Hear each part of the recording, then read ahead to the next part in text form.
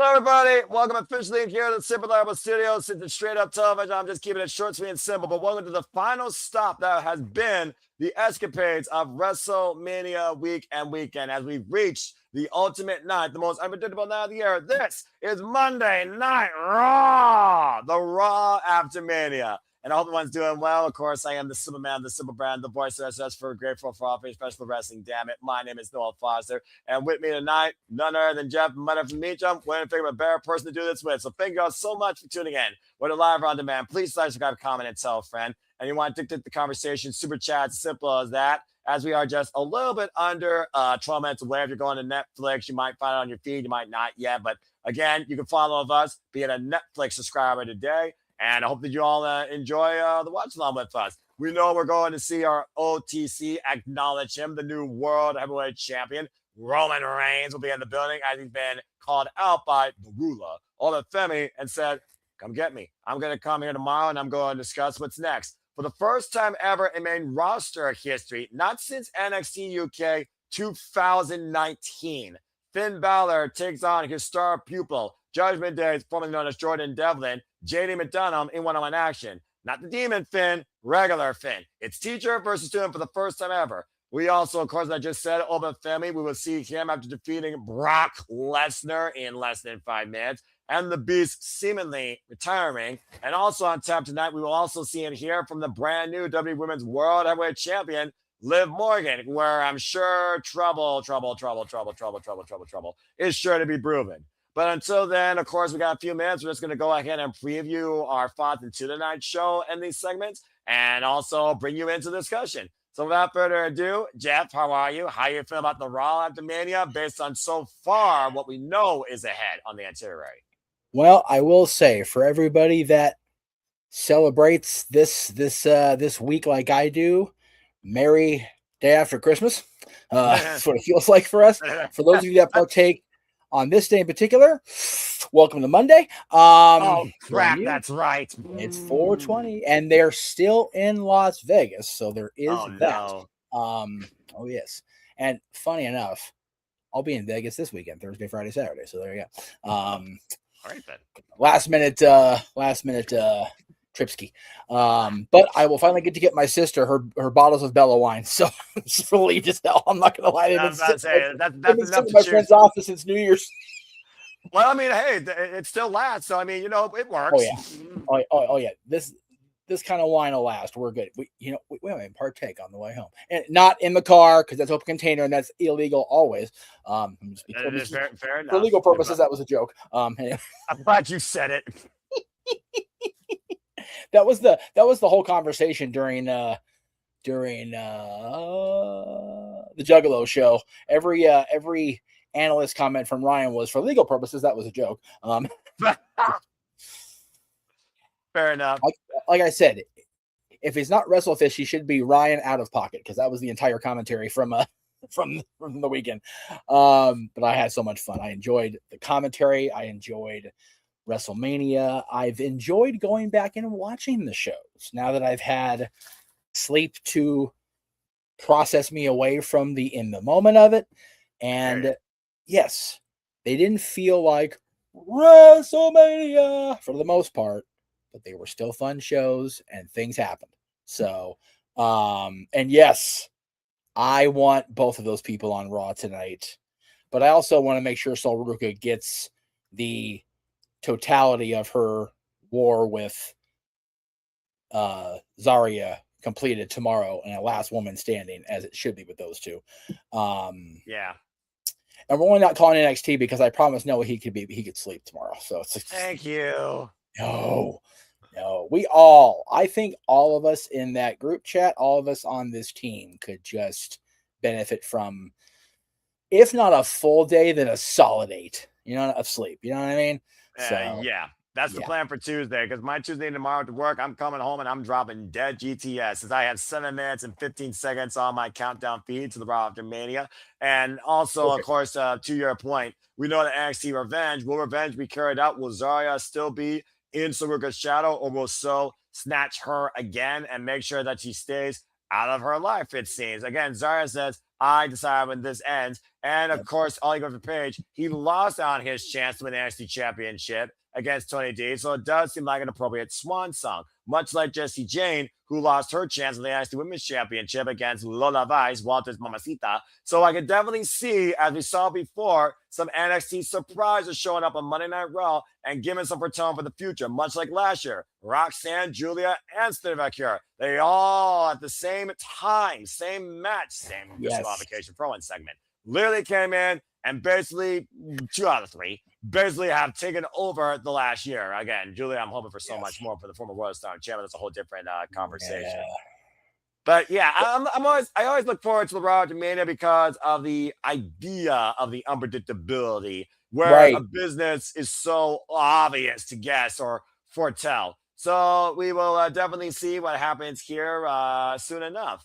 And Christopher Leclerc, I guess he must be Jackie Redmond or Kathy Kelly. I will take it on the ear until I hear from Michael Cole or see it on my feed. As I just checked WWE.com, and I didn't see nothing about that. What I did see is we were acknowledge our tribal chief, Roman Reigns, the new WWE World Heavyweight Champion, after being CM Punk in a classic where the reality has once again been restored as Roman Reigns is back on top. We have JD McDonough. I don't know how he's even functioning after that ladder match, but nonetheless, taking on not Demon, but Finn Balor, who's recessed back to human form. First time ever one-on-one on the main roster. They have not faced charge since 2019, a battle of pupil versus teacher. What is next for the ruler Obafemi after conquering the beast, Brock Lesnar, and seemingly retiring him? We'll find out soon enough. As of course, he and Roman have both called each other out. If that happens in the same segment, all bets are freaking off. I'm just saying, Jeff. I will say they did announce through socials that Rhea and Io will challenge will face the Kabukis. So here's my thing.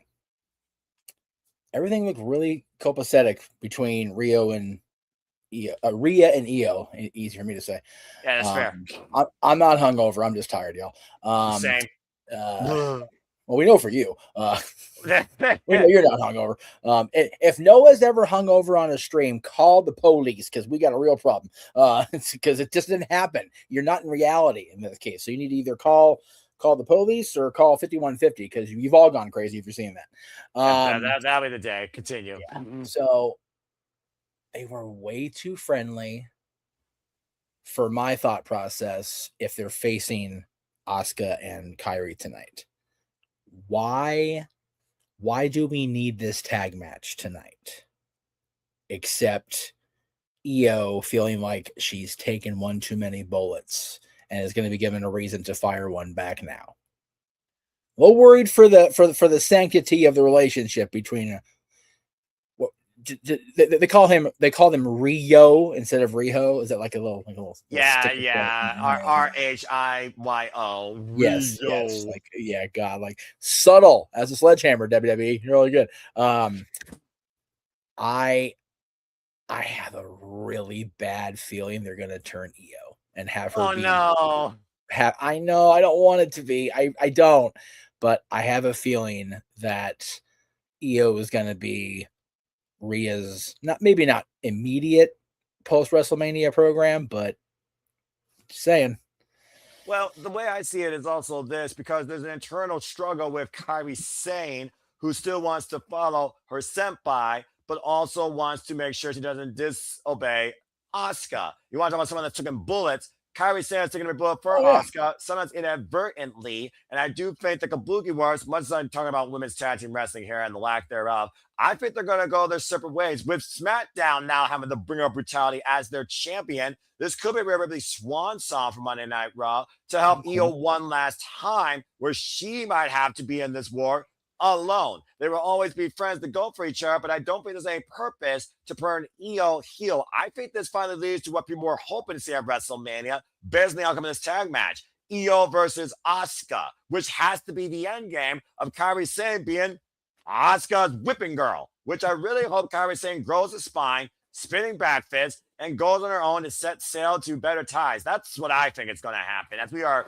2 minutes and 7 seconds away from the Raw After Mania and the electrifying atmosphere that will take place live across the world on Netflix, local time here, 8 p.m. Eastern Standard Time. And again, there's no telling what else as far as a heel or face will show up. But as far as that goes, I think that's the agenda because I don't see Rio going their separate ways with ill will. The Kabuki Warriors, I'm just waiting for that implosion to happen. I tend to believe in the negative fallout when it comes to professional wrestling, but I like yours a lot better, so we'll go with that. I tend not to look at the negative unless it no, I know you don't. Yeah. Story or a shocking moment because at the end of the day, this is a celebration for champions, for new beginnings, and to see what's ahead for you and what backlash you might endure, what backlash you create. I mean, again, we got Liv Morgan. I'm just saying, you don't think this woman's going to cause no trouble? Who's the first person to confront this woman? I'm just saying. I don't care. With that personality she's let come out of her own past after breaking away from the Riot Squad all those years ago, after being Miss Money in the Bank, who she's evolved into, she can do whatever the hell she wants. Fair enough. I guess I love it. I mean, yeah, she earned the moment and she's living the moment. She finally got her WrestleMania moment. First chance at singles championship gold, and thanks to her friends and even sounding the post show, Stephanie was right. I could not do it alone, and I didn't. She accepts this. As you said, she owns who she is, she owns who she leads, and she owns what she wants. And now she once again is the face of Monday Night Raw. And this time her biggest threat can't bother her because she's headed to SmackDown because she's the SmackDown Women's Champion now. Exactly. And I will say this. So you mentioned her comments on the post show. Did you watch the post show after the fact? Did you get to see it? No. Okay. So not only did she make that claim, but she also got somehow convinced Corey Graves to do the choreography for her entrance music twice. And what? you know somewhere Leah's sitting home with the kids going, all right. So Corey Graves can twerk is what you're telling me. No, Corey Graves can be on all fours twerking. That's even scarier. That's even worse. Yes. You cannot pay me enough money to do that. Period. Noah, not pay you to do it, but I encourage you to go watch. If you ever have a moment of wrestling's too serious, like, no, man, we're not taking that shit seriously. Go watch that for a couple minutes. You realize, yeah, it's not all serious. Okay, fair enough. With that being said, here we go. Countdown's at 0. Let's go ahead and get ready to dive into the Raw After Mania. This is gonna be fun. And please, for the love of God, don't be like After Mania. Please, God. Well, we are on Netflix. We are on television. You know, you've got your bloody hell, you're right. Everybody, hopefully. I think I mean, you know, it's the only Raw I cover every year. So fudge it. Let's do it. That's fair. Hey, Statboy. And again, shout out to Statboy Mike that was there on the call me for both nights, and our Canadian finance that was on the call Saturday, and to the 20,000 combined that watched our call across the weekend. Thank you all so much. As we get ready here for Monday Night Raw, still, of course, from fabulous Las Vegas. It's, of course, Jeff, we look back at the fallout that was WrestleMania weekend, the moments, the matches, the sequences, and, of course, the results. Because, like you said, it was definitely a weekend to remember once again. Yes. While Mikey's aware in the chat room, I hope he's sitting down. Because I will say this once in front of everybody. If somebody wants to clip this, they are more than welcome. The first game of the series between the Anaheim Ducks and the Edmonton Oilers starts tonight at 7 o'clock local time here in California. California. Go, Ducks, go. There you go. I said it, and I mean it. Go, Ducks, go. You stay committed to what you stand for, man. And that being said, Danhausen, little Danhausens with the crotch punch, heard around the world to Mrs. Tiny Balls. It's the mini Hausens. The mini Hausens. That's right. That's what they are. Well, oh my gosh. That should be their name if it isn't, by gosh. And man, shout out to John Cena for putting up with that segment and not falling down laughing. Right? John's a pro. I love John. How do you freaking not break out in laughter? I'm just saying. Oh no, how. I know how, because John Cena.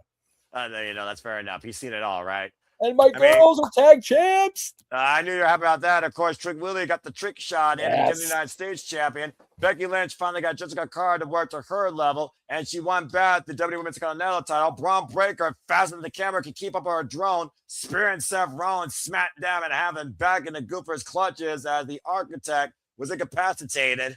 Yeah. Stephanie Valkyria, of course, sent into oblivion into her own inferno as Liv Morgan rose to the occasion. Now is the new Raw Women's World Heavyweight Champion. And of course, Mommy is back where she belongs, on top with a pretzel cover on Jay, clearing storms for a new way to the SmackDown Women's Division. Get ready, SmackDown. Mommy's coming home. And the last we talk about Saturday with that Johnny Bravo Timu player, the better. You know what though? Cody's still the champion. He is banged up today. God bless the man. And Pat cut the promo. Apparently WWE doesn't need to be saved after all. And he's gonna be a man of his word and go away, he says. So we'll see what happens. Jeez, that punt kick nearly closed Cody's eye. And again, Jeff, what can we not say about Oba Femi and Brock Lesnar? I can say I hope it's not a situation where we see Brock Lesnar out here in a salmon jacket tonight. I need this to be real. You know what I mean? But hey, they're playing the Oilers in the first round. I need the Oilers gone. Even if the Kings don't make it past the first round, I need Edmonton out of here. Anyway, I will say this, going back to Cody really quick. I really think the eye and the thing happened on the landing on the RKO. But if they sell it that it was the punt, that's the best way to get the 2009 Randy Orton punt back over. I'm about to say, because we haven't seen that punt literally since then. And I haven't seen a WrestleMania main event of this caliber and storytelling and comparative pure nature, one-on-one without any interference or shenanigans outside the still ring stats, referee offering leniency since WrestleMania 26. And that was a freaking no-holds-barred match.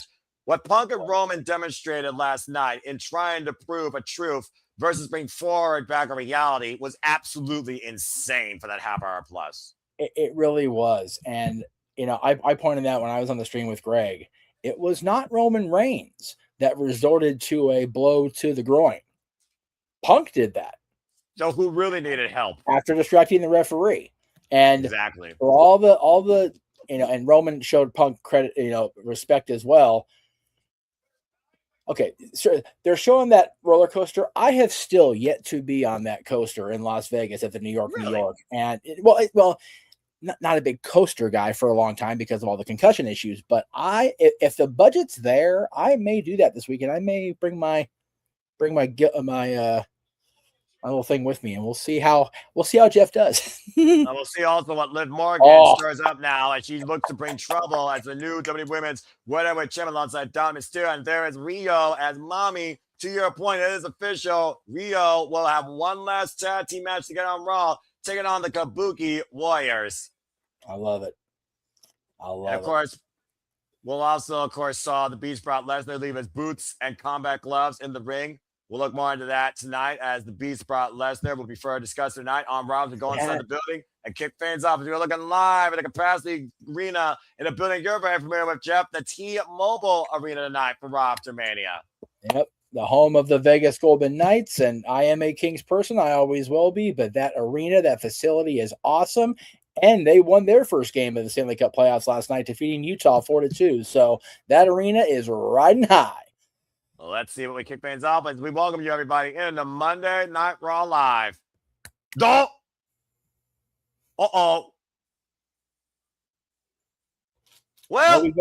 we go from one victory march last night for the Vegas Golden Knights to another victory march as we kick things off here, bringing you into Monday Night Raw with the ruler, Oba Femi.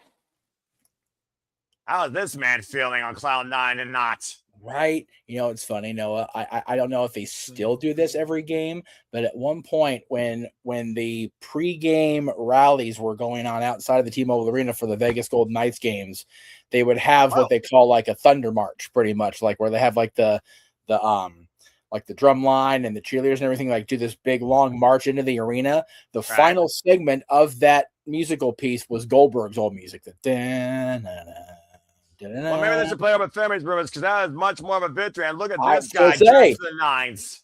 I was going to say they could definitely overlay Oba's music as the final leg of that victory march for the Vegas Gold Knights. And based on the victory he got last night, it may propel them back to the Stanley Cup.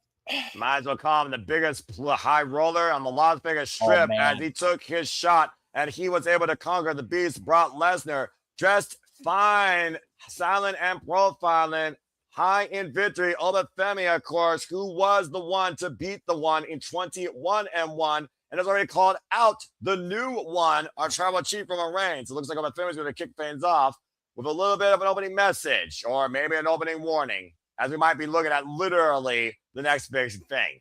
If we have a moment of quote-unquote F television after Oba's segment, I do want to talk about Roman Reigns and Brock Lesnar and their interactions over the years. Yeah, I definitely think that's worth talking about too, because boy, both of those men shaped each other's careers or shortened them. You be the judge. And then, Roman talking about Brock, talking about Oba. There's definitely context that needs to be addressed that was not addressed by our tribal chief last night. So he never tells you everything at once. You know that as well as I do. I'll go ahead and see what Oba says here, as right now they're just chanting and he's just taking in the noise. I'm going to say it's just Oba and woo. That's what we're getting right now. I mean, again, he does that woo, of course, before he comes in. It's got to be a surreal moment for Oba Femi standing tonight, the Raw After Mania, after possibly retiring Brock Lesnar. I liken it to a completely different crowd reaction, let me be clear. Yeah, right. Roman Reigns staying in the ring after apparently retiring The Undertaker 9 years ago. Well, but Femi chants raining out loud and proud. As of course, we know the Raw After Mania crowd's the most international melting pot of insanity that always try to hijack the show. That's the thing. I don't think they need to hijack the show. This show's got so much hype coming in. Like, they're like WWE agreeing with the creative or not going in. That show delivered over the 2 nights for me. The ruler has arrived. Mic drop, Jeff. Straight drop the mic after 4 words. Just almost like, right? Jeez. Just like Roman Reigns. This is my yard now. Done. Except, again, that was 5 words. Crowd reaction. These guys all are into it, hail the ruler of WWE, Oba Femi. A new dark anomaly has come to light. Dude, he is a made man. And as of right now, at 10 after 8 Eastern time, at the beginning of Monday Night Raw, he is untouchable.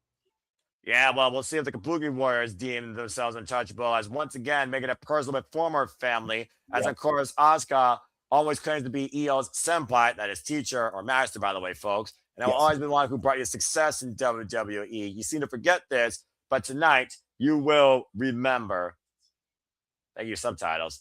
Since you devoted yourself to Rhea, how has that been working out? Trying to plant the seeds. See, I'm telling you, man. Jeff, don't you do it. Rhea is a champion now, and what are you?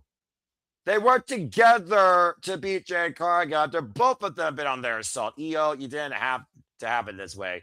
You could have shown me the respect I deserve. What, and just serve you, basically? Like a freaking... I'm not going there. Nope.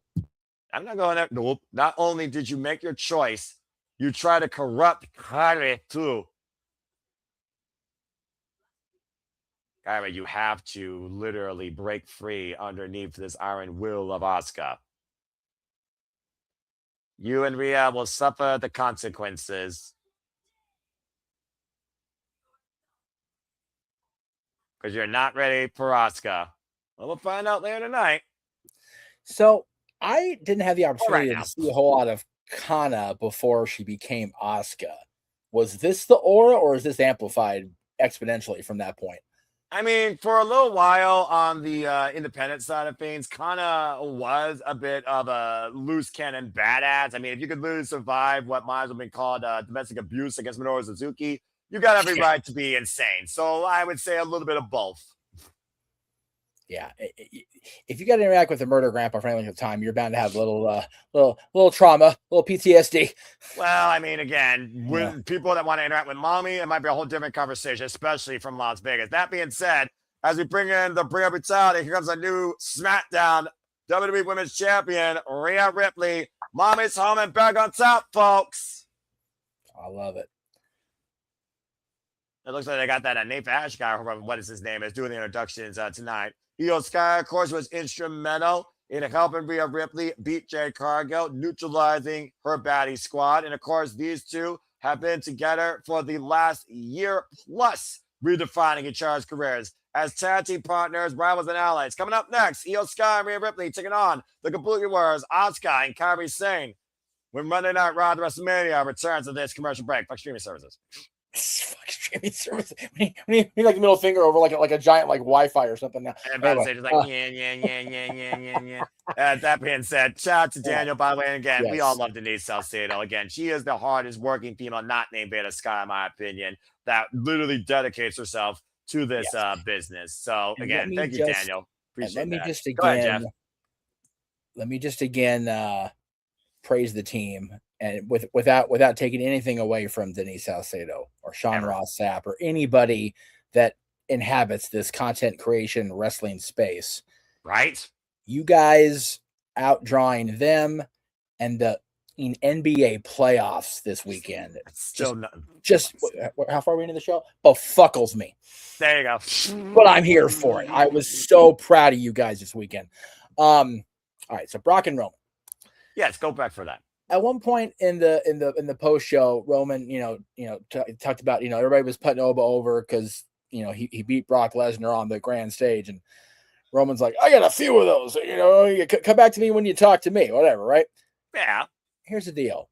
With all acknowledgement to the tribal chief, he's never beat Brock Lesnar straight up clean. No. Ever. No. When he has beat him, first time that I can recall him actually defeating Brock one-on-one. Now, granted, he had a pretty good swing of things going into the cash-in at WrestleMania 31. Seth Rollins pooped in his Kool-Aid. It was what it was. Yeah.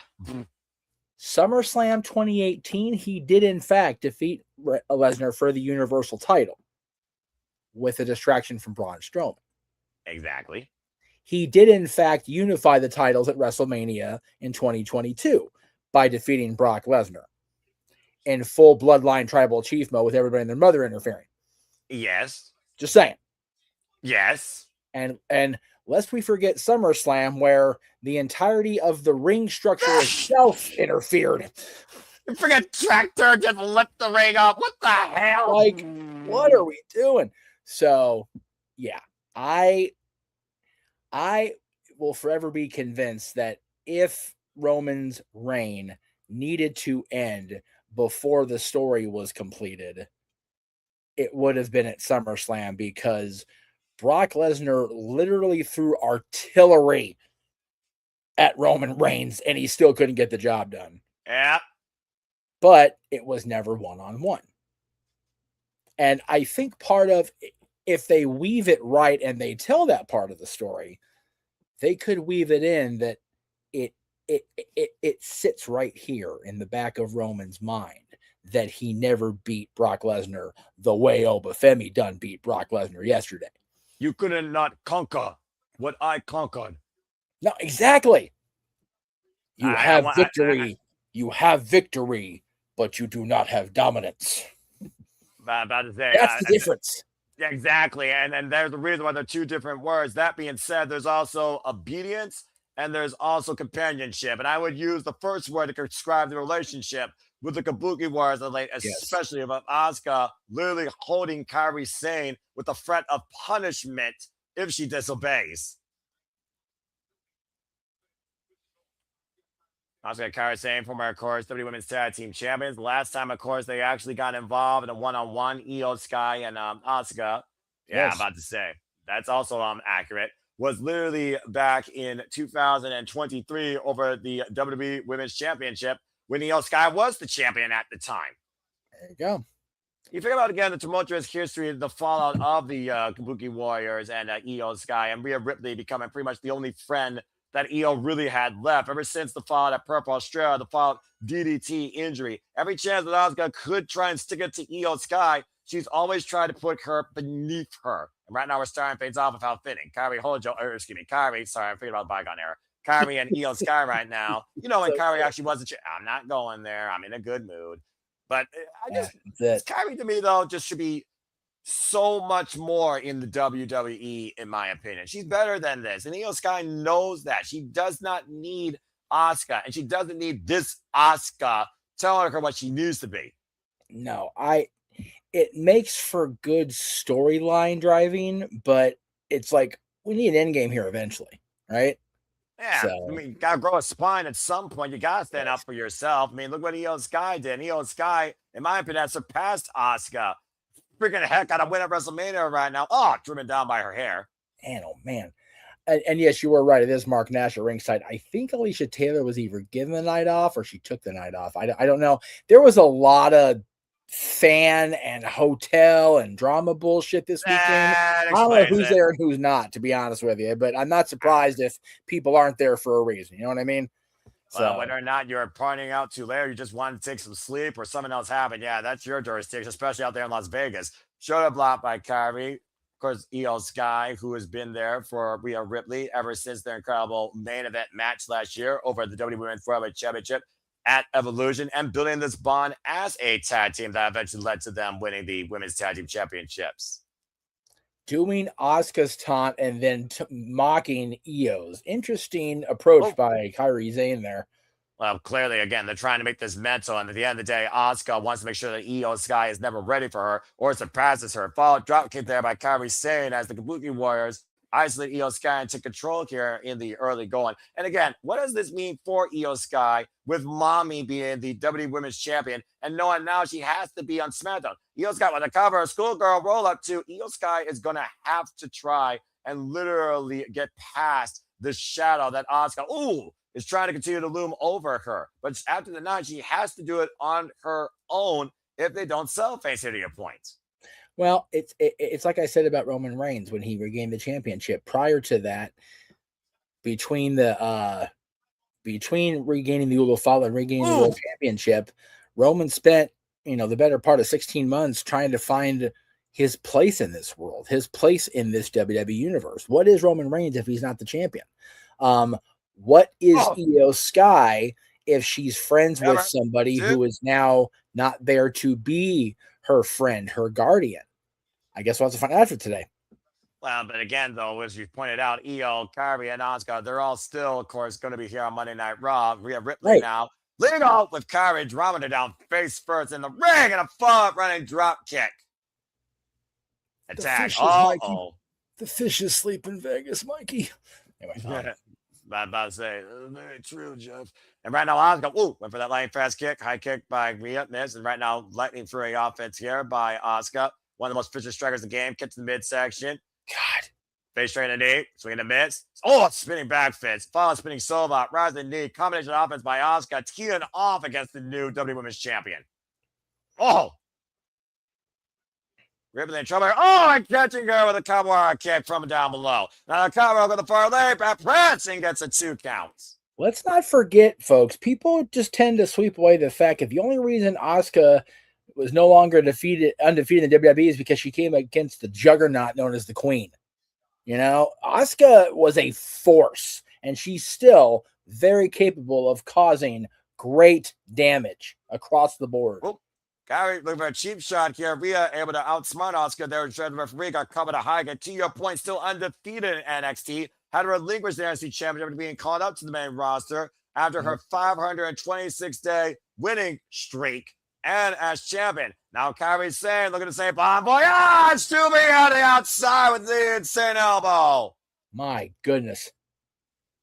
Kairi Sane taking a fight. Kabuki Warrior taking control. This tag match continues on Monday Night Raw after this commercial break for streaming services. But at the end, though, to your point, though, Jeff, Asuka was literally unstoppable, undefeated, unmatched. And as soon as she faced the Queen at 34, she was never the same again. She was rendered immortal, and she has no wins at WrestleMania. To your point about Rhea Ripley, though, to add context to that, Rhea Ripley's first match on the main roster was calling out Asuka for the Women's Championship at WrestleMania. And WrestleMania 37, Rhea arrived and beat her. Asuka has always been at the bitter end of Rhea Ripley's brutality. No, it's there. There's so much more nuanced story than the casual fan will remember, agree to, acknowledge, whatever. And it's just that's why, thankfully, historians exist. That's why, true pure fans that only watch professional wrestling, exist because they remember this shit. So, I remember half of what you just said. Like, I totally forgot that Rhea and Asuka even had a match at WrestleMania. So there you go. And of course, it wasn't their only singles match. The more recent match was literally back in 2022. Rhea Ripley beat Asuka there. Again, Asuka has not gotten better of the bringer of brutality before literally last year in December when she tried to fracture her face. Let's just call it what it is. Yeah, and then, of course, later on, shortly after that, at the beginning, hell, you were no, you weren't there. That was the Stranger Things Raw, the one thing that mattered from that show. That's when Rio was born as the new damn tag team champion. They beat the Kabuki Warriors that night. Yep. Exactly. Piggybacking off Mikey's asking about who sleeps in Vegas, I'm thinking earlier with the comment I made, I'm going to make a statement that Michael can't compute. Anyway, I'm moving to the Ducks. So there you go. Anyway. Fair enough. Michael. I didn't forget Noah beat me to it. Well, Stat Boy, now you gotta do your job. You gotta be quick on the button too, brother. Anyway, look, statistics aside, memory aside, we all have at least a little bit of our collection of the fact of the matter is Rio and Asuka have been at each other's throats for years, and I would say that Rhea has more often had Asuka's number. I would love, now that we have the benefit of technology, where we can, back in the days, you had these computer simulations pitting, the great fighters at their peak against each other. I would love to have a 2K simulation of NXT Women's Champion Asuka versus Mommy Rhea Ripley from after beating Charlotte at WrestleMania 39. Let me see that. Yeah. That's a whole different game, because that Rhea Ripley was not there at the time, nor was that Asuka there when she finally faced Rhea Ripley at the first time, to your point, in front of half a crowd, but nonetheless. Not Asuka was not peak Asuka by the time Rhea Ripley became a thing. So exactly. And right now we are peaking here at WWE at WrestleMania week as we back on Monday Night Raw. Kabuki Wrestling Control, Kyrie Hojo with the nearly hook. It's a 2 count. It's so crazy how fast the machine moves, man. We just came off one of the biggest weekends of the year, as we always do WrestleMania, and already we're talking about Backlash on May 9th. It's like, off we go. Just boom, boom, boom, boom. I'm saying, there's no let up. Again, that's the thing about pro wrestling. There is no off season in this crazy world. Oh. And Rhea with a big elbows, Kyrie out of the corner. Rhea able to get out of the way. Now Rhea Ripley with a chance to make an attack. Wiping out Kyrie with that flying kick. And now Rhea's got a chance to make the tag to Io Sky, who is bouncing on the apron and stands ready as Rio looks to start things right following WrestleMania. Asuka, though, stands on the opposite side. Might finally get Asuka versus Io Sky and see who truly is who's senpai. Time it Asuka and time it Io Sky. Here we go. And here comes Io. Shote. And squaring up against Asuka. But I say, literally her senpai in front of her. And again, there's that long foundation of respect, especially Japanese custom. Ooh. Oh, yeah. Kyrie again routed to her own partner. Little miscommunication created there by Io off the ropes. They Julie of the G of the Sky with the follow-up drop kick. And a kip up. And with success. Look at her. Everyone loves Io Sky. Everyone's crazy as Io Sky. It's just one of those things that just developed over last year when you think about when Io Sky beat Rhea Ripley for the Women's Heavyweight Championship prior to last year's WrestleMania. It really came into her own. And on the double knees in the opposite corners to both Kyrie and Asuka. And Io Sky completely turned this time match around. There they going, Jeff. Her energy is just infectious and endearing and exponential. Covered now by Io Sky on the net run. 2 count on her senpai. A long 2 from Eddie there. 2 feels like the longest number just to get to the next number anymore, it feels like. Io looking to make the tag, and Rhea Ripley now is legal up in the apron, and Asuka staggered in Rio's corner. Might be looking for the same combination that led to them winning the WWE Women's Tag Team Champions with the Razor's Edge. Jesus. And now Io to the top rope, missile drop kick, sends Asuka up and over. Deep match book cover by Rhea Ripley, and Asuka escapes at 2.5. There go the replay here, Jeff. Look at that distance. I don't think Kyrie got there in time. That was Asuka having to power out. Good on her, though. She got out of it, too. Well, I know that Io and Asuka respectfully are still looking for revenge against one another since. Possibly looking for the red side. Asuka, cheap shot to Io. Of course, NXT Revenge. The Twig event continues tomorrow on the CW. And right now, Blind Tire was made by Kyrie. Code Breaker by Asuka. Follow-up, Net Breaker. Blockbuster, float over. Kabuki Warriors, Slay. The champion. Back and forth offense. Scare cover by Kyrie. And Io with the save. Wow, that was really close. And think about what it would mean, though. Oh, man, that buzzsaw. Think about what it would mean, though, for the Kabuki Warriors over Rio, let alone over Rhea Ripley. Oh, man, victory on the double stomp. God, that double stomp just is unnecessary. God. If I was saying you want to really try and knock the point out. Right? Right now, Kyrie again talking about we can be a family again. Oh, man, driving her and Asuka with the tope suicida. And again, Kyrie and Rio are legal, and Kyrie might inadvertently cost herself. Oh, the headbutt to the heart. Jesus criminy. Now it's married to Io Sky as Rio has Kyrie cooked for the riptide. And again, Kyrie's going to eat the shit. And Kyrie's going with herself over the moonsault cover. Hook the front leg. Rio with the win. I'm glad to be wrong. Tell you what. Told you. I know you did.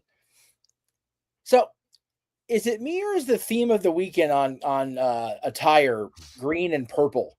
Like every match, not just in WWE, every match this weekend has had somebody in purple and green. I guess that's just the colors anymore. I don't know. I love it. I love it. I mean, it's a good combination. Again, great combination by Rio with the riptide and this picture perfect over the moonsault by the genius of the sky as Kyrie eats the defeat and probably is going to deal with Asuka's wrath later. Dude, green shirt guy either had family or he multiplied overnight, which is frightening. Front row. Yeah, about to say, wouldn't surprise me. Yeah, well, it's Vegas, you know. What happens in Vegas apparently will stay in Vegas with any luck. That's a lot of green people. Anyway. Again, Asuka reading Kyrie the ride at as Io Sky sticks it to her senpais. Of course, we look back again at WrestleMania 42, delivering a weekend of monumental moments, especially Sunday night when Oba Femi demolished, conquered, destroyed, literally ruled over Brock Lesnar. Just it's crazy to me. It's still. Oh, jeez. God, this man, JD McDonough should apologize to that ladder. I'll tell you what. We go backstage with Scrap Daddy, General Manager, Adam Pearce, Monday Night Raw, with the still WWE Intercontinental Champion, Penta Semiato. Two great former world champions of respective other companies. And Javon Evans, of course, a guy on the rise. What did you think? But who ruined you? You know I was going to be champion. Oh, the jury is out. Okay. Just want to be real.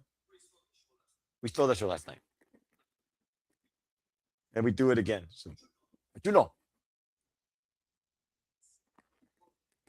Isn't going anywhere. My tires are going anywhere. Because I intenta estilo dinero.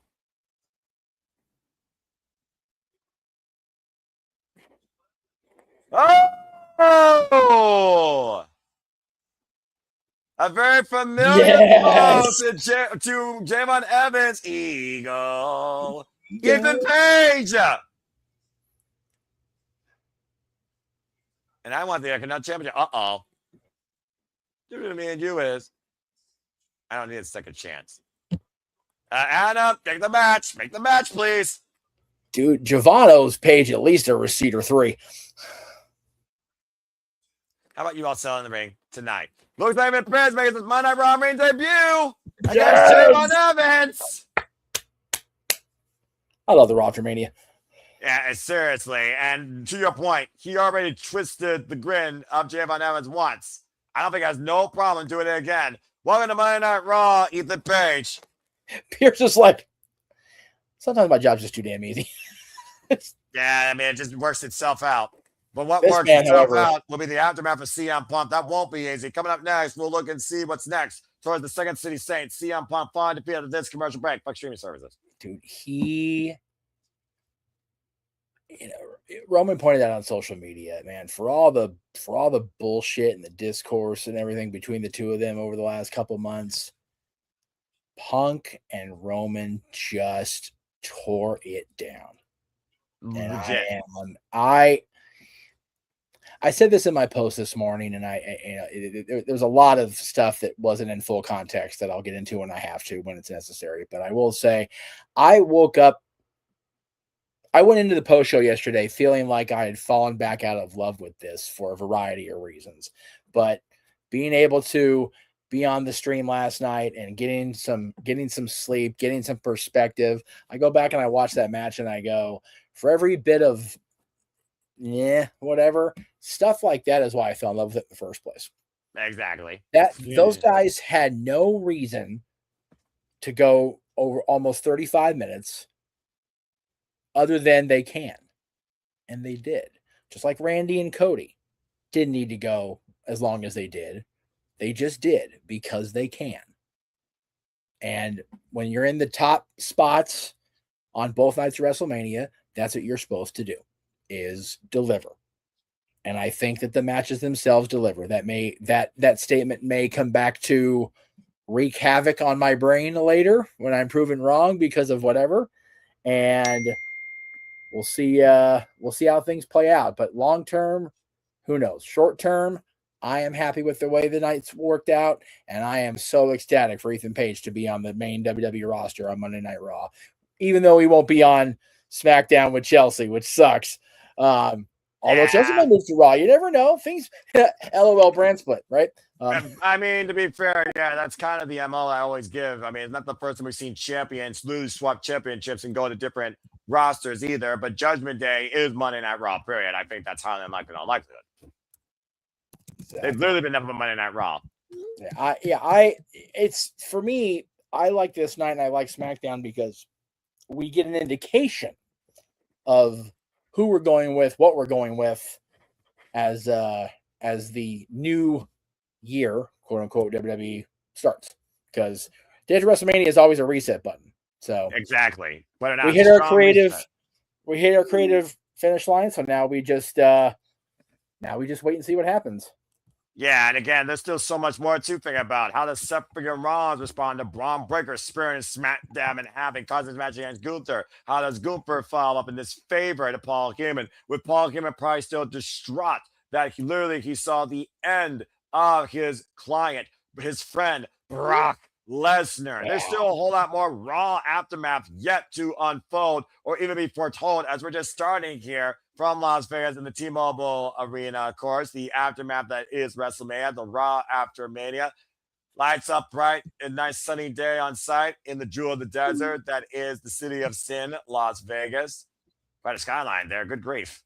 Oh, I love the Vegas skyline. People, say it's just overdone. I love going to Vegas. I love flying over Vegas when I can tolerate being in the air and just seeing all those lights under me. But man, driving down the strip, especially at night, is something everybody's got to do at least once in their life. I love Las Vegas. I know a lot of people don't, and that's fine. But I love it. Looking forward to it. And of course, right now, it's a big deal when the Spanish announce team is on a Monday Night Raw. Marcelo Rodriguez and Jerry Soto joining Michael Cole and Corey Graves. Again, folks, thank you for tuning into our coverage at the Cinema Studios. For our coverage of Monday Night Raw, Noah Foster, Jeff Muther. Hope you all enjoyed. Again, please subscribe, comment, and tell a friend. As we do this for the biggest shows, PLE's premium specials across all things professional wrestling. And again, there's no bigger night of the calendar year for WWE than the Raw After Mania outside WrestleMania. It's Royce Keys, Powerhouse Hobbs, and this year's Andre Giant Memorial Battle Royal winner taking in the festivities tonight for the Raw After Mania, hoping to one day reach the grandest stage of them all. I'm so goddamn happy for Hobbs. I'm so happy for him, man. Well, I tell you one man that probably isn't happy right now. A bruised, battered, broken, debelted CM Punk showing the scars of that war and making the slow walk through Gorilla to address the people. Looks like we're going to hear from the former WWE World Heavyweight Champion and maybe see what's next for CM Punk. I like the alteration color scheme of having the black and gold Vegas Gold Night colors, but man, Phil is going through it today. I mean, again, Jeff, he wanted his dream. He achieved his dream, but he lost to reality. And again, like last night, no music walking into the arena. Well, he's letting his family introduce themselves to him, clearly. Remember, this is the family that defied Phil Brooks for literally 27 years. It's still wild to me. It's been 15 years since he was sitting at the top of the stage down the street from this venue at the Thomas and Mack, cutting the promo of his life. It's 15 years ago. Right? Man, wild. You might get a whole different pipe bomb. Oh, yeah. It's clobbering time! A subtle way that CM Punk introduces himself once again to the T-Mobile Arena in Las Vegas. Humble in defeat, I would say. Well, we'll see. We haven't heard from him yet. You know, we heard from Roman Reigns quite boisterously on the post show yesterday. So I'm not surprised. I'll be curious to see what the former world champion has to say. And you know what? Like you said, he has worked his whole wrestling career, when you think about it, his life, because wrestling has been his life other than his wife and Larry. That's a base. To get to the solo WrestleMania main event. And he was the champion defending against the top guy in the business.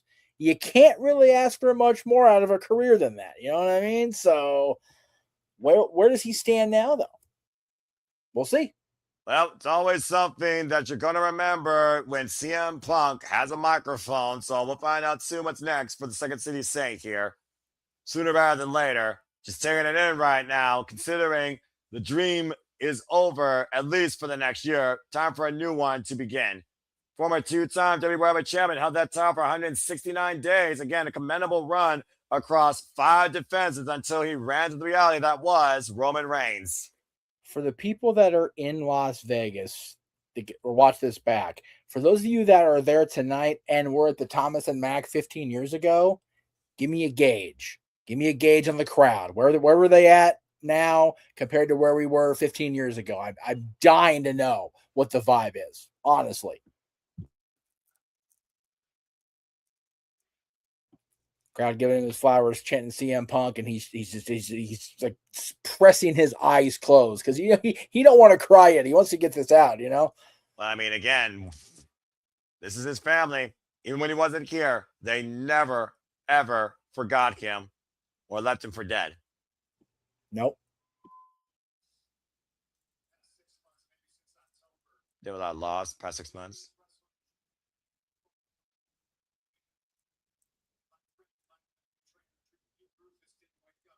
Dude, the Brufus didn't wake up at one point that morning. Oh, I forgot about that.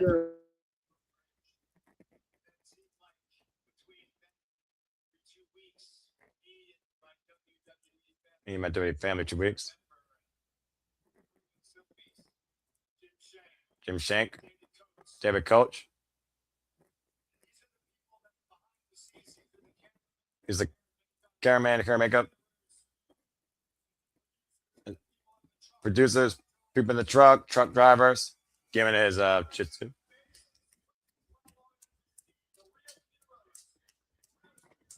The real heroes, the real superstars behind it all.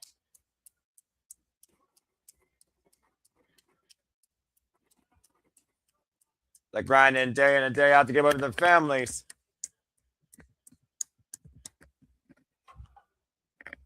Yeah, give it up for them. That's mad respect right there, because literally unsung heroes of the business that literally allow this to continue. It's the kind of thing that Warrior was talking about for the Jimmy Miranda Award.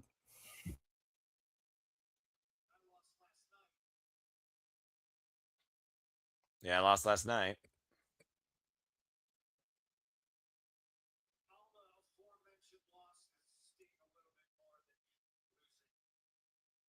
All those other losses, though, say a little bit more than losing my title.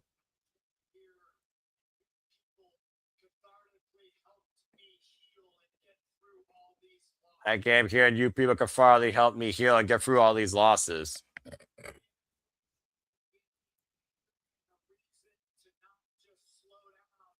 Being a heavyweight champion gave me an good reason not to slow down. And reduce myself to a pile of tears every time I wanted to. So on that, I just want to say thank you for helping me process all that.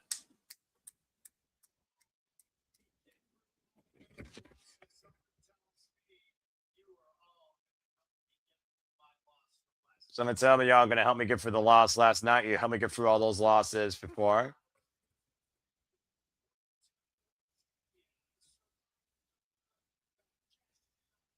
I wasn't supposed to be champion. I survived government, got cashed by Seth Rollins.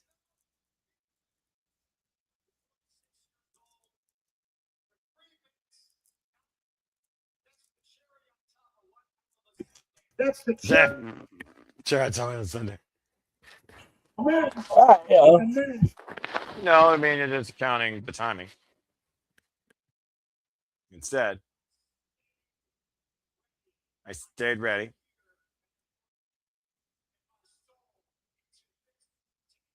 Poured my heart and soul into this to entertain all of you.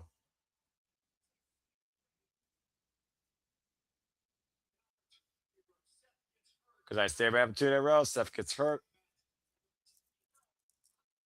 I get a rematch. I get Jay. Next thing you know, I'm heavyweight champion.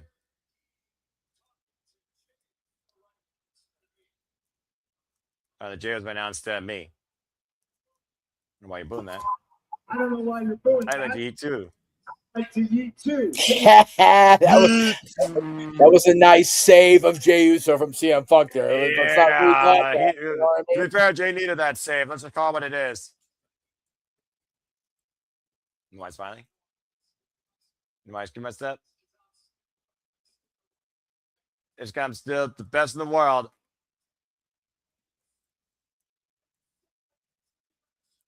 Getting big as I said, dreams since I was a little kid. On the tallest stairs, the brightest lights. And I proved it. He did for hell sure last night. He did. He did. Last night wasn't my night. I'm not going to go home and sulk about it. I'm not going to go on vacation. I'm going to stay here. Because you never know when a chimpanzee is going to fall right into your lap. What?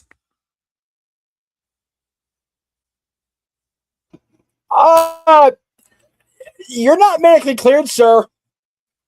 Yeah, how about that championship opportunity? Let's welcome in the American Nightmare, Cody Rhodes, who still holds the undisputed WWE Gold.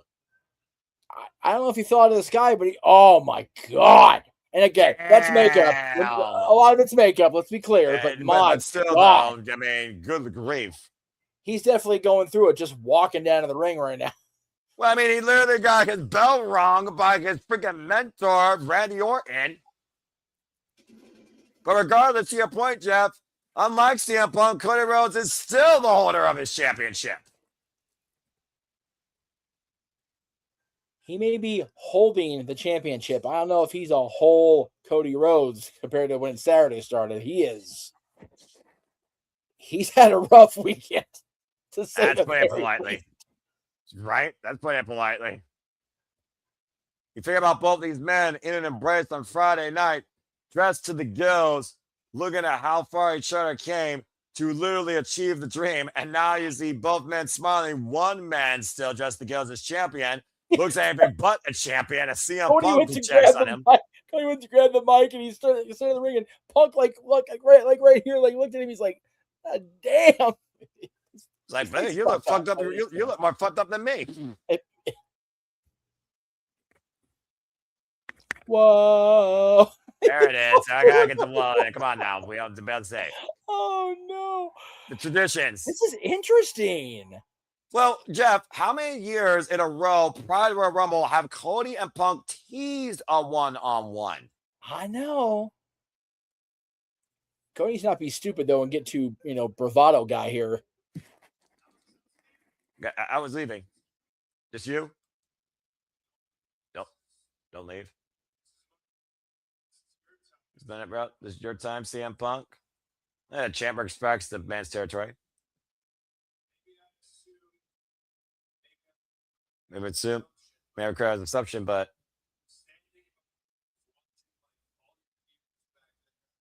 standing by.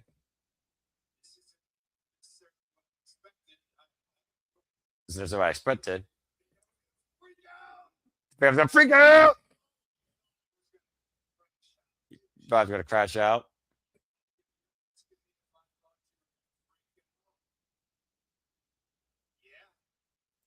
But yeah. Oh, be careful, Cody. Okay.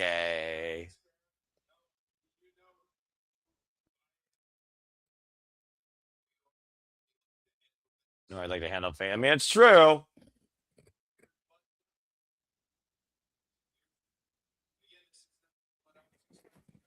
There's no respect. I'm glad. They're scared of the flowers that they did. I Always. don't know if I like where this is going. I'm a little bit nervous. Yeah, if I'm being perfectly honest here with you.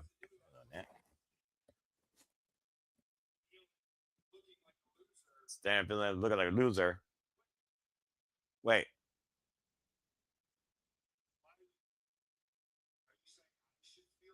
Wait, are you saying I should feel like a loser? Oh, no. Okay.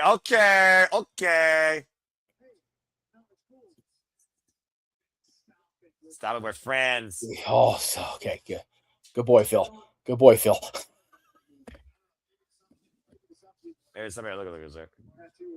Got attached to a marshmallow stick. God damn it. What the hell? What a random ass tattoo. Saturday night, you beat a first ballot Hall of Famer. You beat a Legend. legend. Max. But here's also what you Here's also did. what you did. It's hard. This is This why is what you feel. What you feel. you beat a friend. You be a friend. You beat somebody who You was be your someone who was a mentor. I said that. You somebody I hate. That's easy. He's stumbling through his face. Stupid face with his Look, pretty white triple teeth. I mean, again, Cody doesn't wrestle like Punk. Punk don't wrestle like Cody. But the similarities, though, outside that, in the way of the word, I am a loser. Oh, man, this is scary. You feel this like coming to the head. I'm free as a bird right now.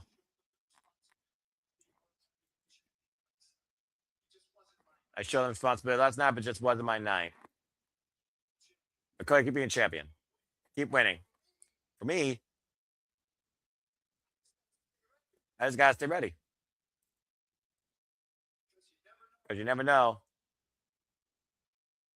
when a champion opportunity.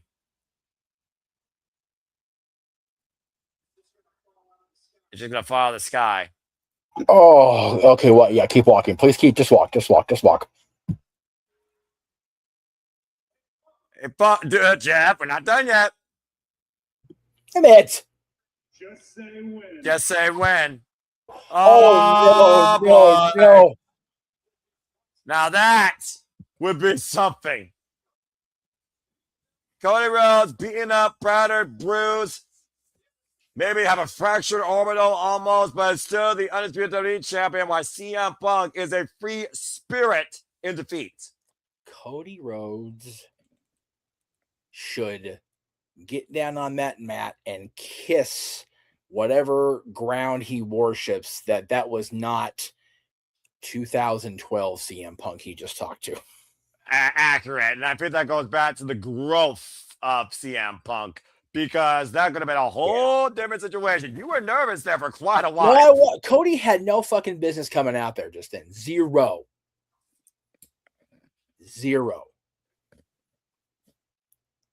Oh god, that was scary. Anyway, I mean, again, it's some foreshadowing of things to come. Like I said, Cody versus Punk has yet to happen since CM Punk and Cody both returned home. Has now been teased 2 times before a Rumble, and it just got teased a 3rd time, the Raw After Mania. But we are getting this one-on-one tonight, apparently.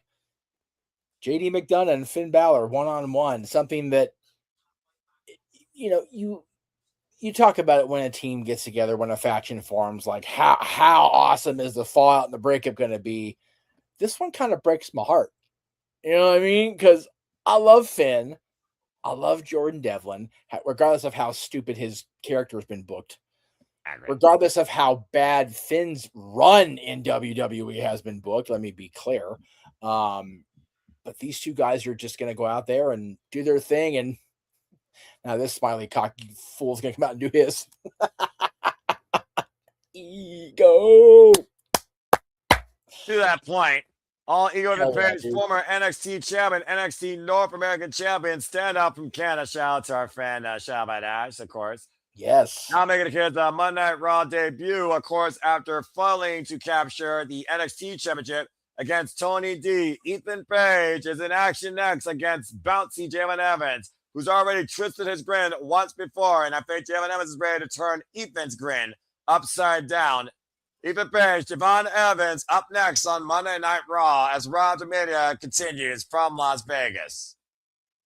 After this commercial break, fuck streaming services.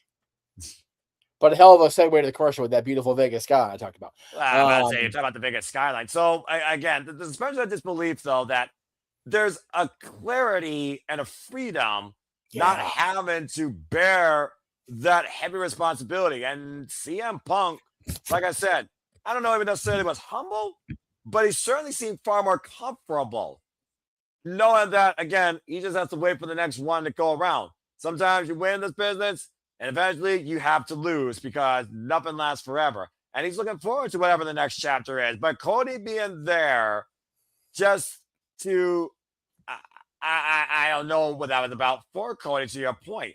Was it to encourage Punk? Was it to remind himself what it means to feel like that state? That was a very interesting face-off. And again, it just happened, so trying to dissect it like a freaking science experiment is a little premature. But that's fair. I don't see a reason that Cody had to come out there in the condition he's in and the beat up state he's in. You know, both those guys are the great example of a country song. Sometimes you're the windshield, sometimes you're the bug. Okay, and both those guys went through it last night. Just one's a little less bug than the other because he's got the freaking gold to protect his face. Although it didn't do much for Cody's face. Let me be clear. I was about to say, let's make sure we got that out there in the ether. Yeah. I'd like to believe that there is a plan there, and it's not just a random making us go what row like I just did. But Cody. I can't make myself believe that Cody and Randy is done, even if Pat McAfee's part of it is over now. I can't see it being done with Cody and Randy because Randy punted Cody's face halfway in Utah. So I just don't see it being done there. Cody and Punk, I'd rather there be a definitive end to Randy and Cody before we move on. That's fair. And again, I'm sure we'll get more tensions with that on Friday night SmackDown, as I'm sure we'll talk more about that as well. As far as Ethan Page and Jalen Evans, they go all the way back to 2024 when they first faced off each other. And of course, they were involved in the Iron Survivor Challenge where Ethan Page was scared for his damn life against the ruler of family. Can't say I don't blame him. Lost that night at Deadline against Sober Family. And then the following night, Ethan Page was reminded by Jalen Evans that remember who you are. And then Ethan, for some reason, just snapped and literally says, smile for me now. Smile for me now. Smile. And Ethan Page and Javon was out for quite an indefinite period of time. He came back with a vengeance like a bat of hell. And, of course, it led to a New York City street fight where Javon Evans twisted Ethan Page's grin. Yes. A little bit of payback for that dental surgery that he had. This will be their first one-on-one. Going all the way back to literally that New York street fight last year in March. This is going to be, like I said, I love Ethan Page. I've been a fan of his since the Impact days, so I'm happy for him to get an opportunity on the WWE main roster. Javon, I think a lot of people felt like it was just maybe not a foregone conclusion, but like he was the only real choice to be their Intercontinental champion after last night. He didn't get there. So both these guys are at a crossroads in their careers. And of course, Ethan Page, former NXT champion, won it notoriously quick at NXT Heatwave at the expense of Javon Evans and Trick Williams in a fatal four-way. And a former NXT North American champion, two-time NXT North American champion, or should I say NXT Canadian champion, as he made that title the best feint since Canada. Nice shoulder block there by Ethan Page, taking on Javon down. I mean, again, he Canadianized the NXT North American Championship, even though North America consists of Canada, America, and Mexico, schooled by Raw by Javon Evans, and a 2 count. But he truly made that title his own before losing to Miles Bourne. Whoop! Nice escape there by Javon Evans, the elusive nature of this former Deadlock Pro Wrestling standout. Patron, look at it again, the escape into the stunner. God. Again, less than 24 hours after going through that ladder match barrage of bedlam. And right now, just bringing forward. He's 20, 21? Yes, right? 21 years old, 8 years involved in the game. God. I'll And tell you yet this. the whole going in WWE. At 21, whoever's riding with him this weekend in Vegas, keep this boy out of the bars. We don't need to corrupt him just yet. He's just a baby. I mean, you know, he's been here. He's been a good lad since 2024, even endorsed with the future by the Viper Randy Orton, faced him in St. Louis one time during the CW premiere of NXT, of course. But Ethan Page, like we talked about before, savvy veteran, and don't let the ego or the bright pearly whites fool you when it comes in bell to bell in that ring. As calculated as they come. Yeah, it is. Oh, he's a veteran. He's been around, but he's a frustrated veteran right now. He hasn't been able to get back to where he wants to be in NXT. He hasn't been able to regain that championship. And now he's on the main roster against a kid who has been wowing the entire world from the moment he came up. You know, does Ethan win his first main roster match, or do they keep the momentum going for Javon? We'll find out here shortly. The lateral press the car of Ethan Page. And again, to your point, Ethan Page had his chance multiple times, literally in the last 2 weeks, to regain that former glory and possibly become the NXT champion. He lost to Sand Liver, and he just lost at Tony D NXT Revenge, which might as well be his farewell from NXT. Yeah, we have seen people before, though, here on Monday Night Raw, get a match and then go back to still work a little bit longer in NXT. Stephanie Valkyrie, primary exhibit, and we all saw what that led to. The Jessie Jane WTF moment of the year, and she became anything but a second wheel. She became the face of that division. She certainly did. I would say Jessie Jane had her career year between being the being the NXT Women's Champion, and yes, being the Knockouts Champion for a period of time. You're right. TNA Knockouts World Champion, drop kick, and of course, literally spearheading that division before losing her NXT Women's Championship at Stand Liver to Lola Vice. Now springing off the road, Cinco Tierras by Javon Evans, taking Page to the outside. I'm curious in the Performance Center and throughout the wrestling schools around the world, is everybody having like a drop kick seminar? Everybody's throwing the best drop kicks I've ever seen all this week. And Javon Evans showing he can bounce back to the top, flying over the top rope. Why don't you pair this match continues? Fuck streaming services. Good grief. Boy just launched himself. He did. Flying.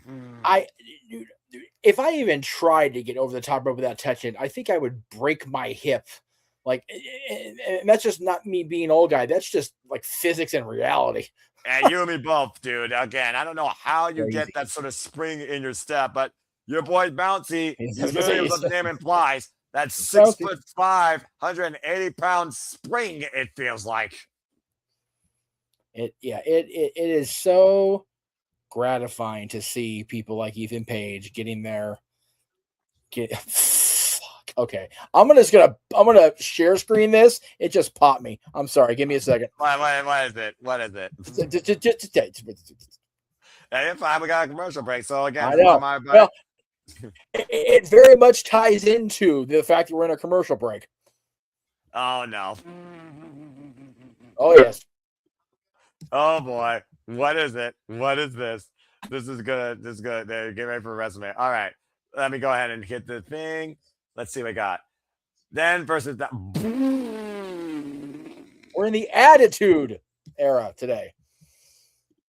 Damn it. I love the internet sometimes for shit like that. Oh my gosh. And I can't argue against it. Accurate. It's the greatest thing I've seen all week. Not counting the stats of having 20,000 people watch you guys. Oh my Oh my gosh. no. No, Yes. but yes, it's so damn Yes. true. Out It's so damn of true. fucking pocket on that one, and every bit of it worth it. Wow. Accurate though, seriously. and every one of those, and even scarier, every one of those advertisements are also accurate. Right? Everyone. You figure right now, let's see. ESPN, we were on last night, DoorDash, everybody's DoorDashing lately, and they've been a major sponsor. Papa John's, damn pizza. Prime, oh god, I didn't see Prime Ball. Now I'm gonna be sick. Snickers, Slim Jim, and Netflix. It's like pretty much. Yeah, I mean, yeah, that pretty much covers it. All you're missing is dew wipes. So Charles, it's on Twitter under the. Give me a second. At 90s WWE 90s WWE on Twitter. Oh, that count. It was about 6 minutes ago, from my perspective. So good. That's not good. That's freaking That hilarious. account is a gold mine. Sometimes I'll be doom scrolling because I'm guilty of it. I don't give a shit. I can admit my problems and just I literally stop my tracks going, God damn it, every time I see that account. Well, let's see if even page. Let's see if even page stops cheering. My name is this track. As Monday Night Raw continues, the in-ring Monday Night Raw debut of all EO even page, taking on Jamin Evans, who was looking to soar again. Tope Suicida, wiping your fan on the outside against a very familiar, formidable foe that literally rearranged his jawline. And once again, bringing him back inside the ring, and Ethan Page is swinging a miss though, and Javon beating Ethan to the punch. Jamin Evans, a former Deadlock Pro Wrestling World Champion. Oh man. Rolling kick right now, and Ethan Page, of course, disciplined travel veteran of the game, as we talked about, created his own company in Canada, flying with the springboard lariat. Cover over the far leg side, Prancing gets a 2 count. Take a look at the replay here, Jeff. Again, freaking flyer miles there and hang time. Wiping it out. Yeah. Ethan Page. Javon Evans, I love that the gimmick is he's bouncing and he's got that. You know, that's the thing. He flies, he bounces the thing. He just got to remember that it's not all about the flash and the sizzle. Sometimes you need that steak too. I'm about to say, Ethan Page right now going up to the top rope. Jamin Evans though with the headbutt though. Last time these two met each other in the ring was back at Triple Odd WWE World's College 2025 in Las Vegas for the XT North American Championship. Fatal 4-way. Ethan Page won that night. Iconoclasm. That was nice. Up with a power slam, takeover, and a 2 count. Man. Yeah, Iconoclasm into the literal pop-up power slam. Power slam. He power slammed him into that mat. Damn near through the whatever the hell logo's in the middle of the ring. I can't see it because of the Javon. It's Slim Jim, Jeff. It's Slim Jim. Yeah. It's the biggest damn logo on the ring. That's what I get for asking. It's all right. Ethan Page right now mocking Javon Evans. Of course, Ethan Page, as I said, also a former Triple World Mixed Tag Team alongside Salute the American leader, Chelsea Green, ACW, of course, Clash, and NXT champion, Freelance World Champion, Impact World Tag Team along Chelsea Alexander in the North, PWG World Tag Team Champion, and of course, A1 Tag Team Champion, Outer Limits Champion. A promotion again that he started. Javon though with the Batmule kick. And now Javon off the apron, moves up, lands on his feet. Pushes himself up in the barricade. Ooh, and Page sent face first into the ring post. And again, we got 2 announce tables here tonight, so I don't think they're going to last not for long. The whole night. Off. Oh, okay. Super kick. Oh, no. I had to sing it. Why would one? Wait a minute. Rusev! And Evan trying to fight off the Bulgarian Brute. Are they? No. Oh, no. Okay. Well, let's not forget. Javon Evans hit the OG cutter, the viral moment from that match on Rusev on his only ascent on the ladder for the WWE Intercontinental Championship. In a way, Javon cost Rusev. Yes. And now Javon possibly looking again for that OG cut. Oh, man. And a mischief. Look at that Camelot twisted grin. Got him. Shoots the half, back press, hits the far leg, and Ethan Page wins. Yes. Right on. Hell yeah. And again, this is going. Oh boy. Well, of course, this is only going to get worse with Ron Evans, considering the anger of the McGarren Brooke Rusev, and it's even Page is going to help him. I guarantee you that. Page is the smartest dude in the room. Get the fuck. About to say, just leave Rusev. Just leave an angry, yelling Rusev to the ring by himself. Yeah, you won your first match on Raw, dude. Go enjoy it. I'm about to say, remember that freaking OG car from the top of the ladder cost Rusev the tell, and now trapped in the Accolade. Oh man. Oh, wait a minute. Well, speaking of the championship, here comes Penta. No fear. And Penta might want to be a little bit fearful considering Rusev, and right now just teeing up against McGarren Brute, gets to the hamstring. Penta right now literally trying to take down Rusev. Rusev catches the boot, turns him around, swinging a miss. Now Penta, catch him with a super kick. Just remember, though, Ethan Page is lurking. He said he wants the Intercontinental title, too. He's lurking out there on the outside. Yeah, look at the bruising, by the way. Number 2 point. Oh, Stun guard across the top rope. Monster kick. Jeez.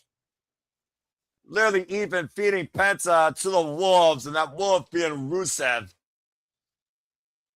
Okay, Ethan, Rusev does not play well with others.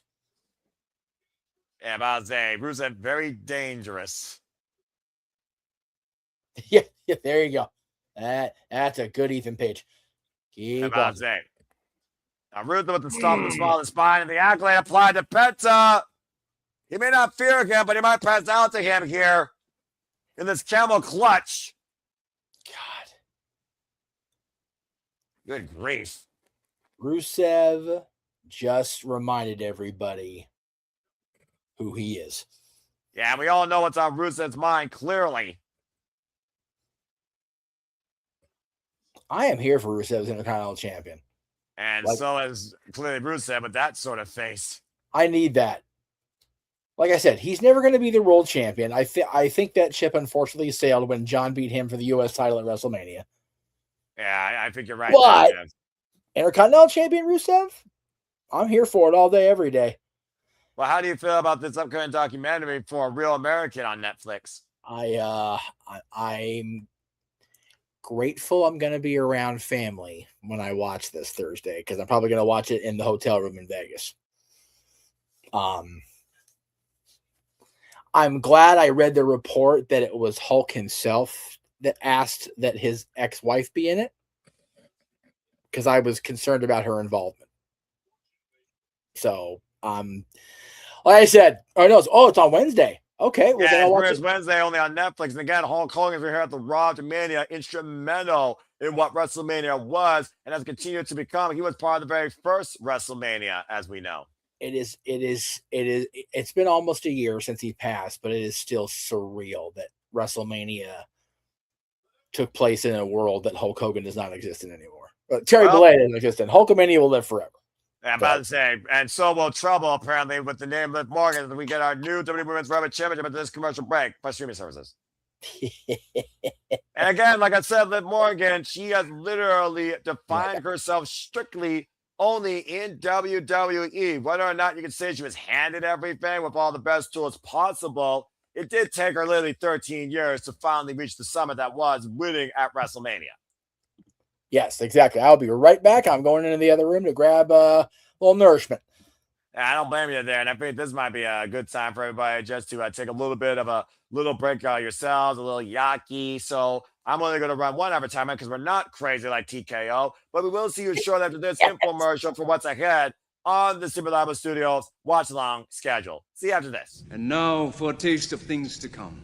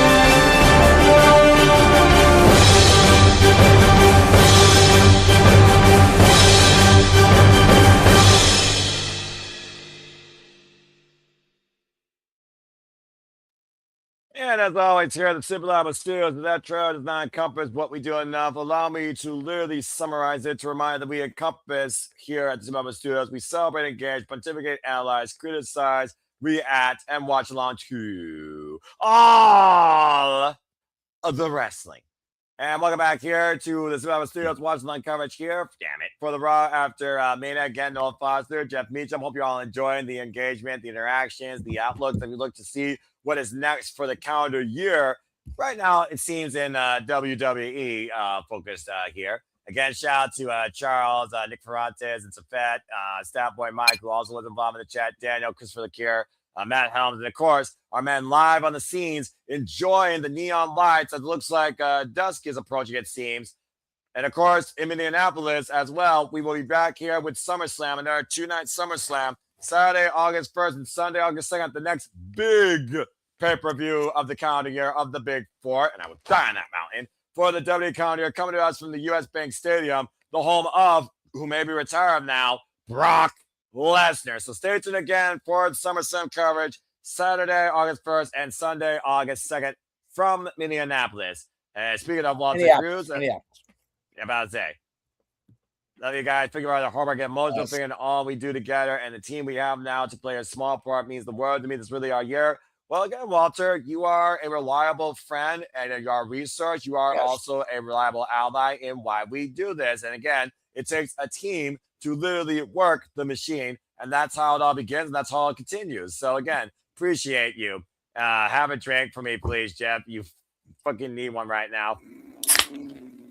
I mean, I need one. But I was like, he doesn't need one. You need one.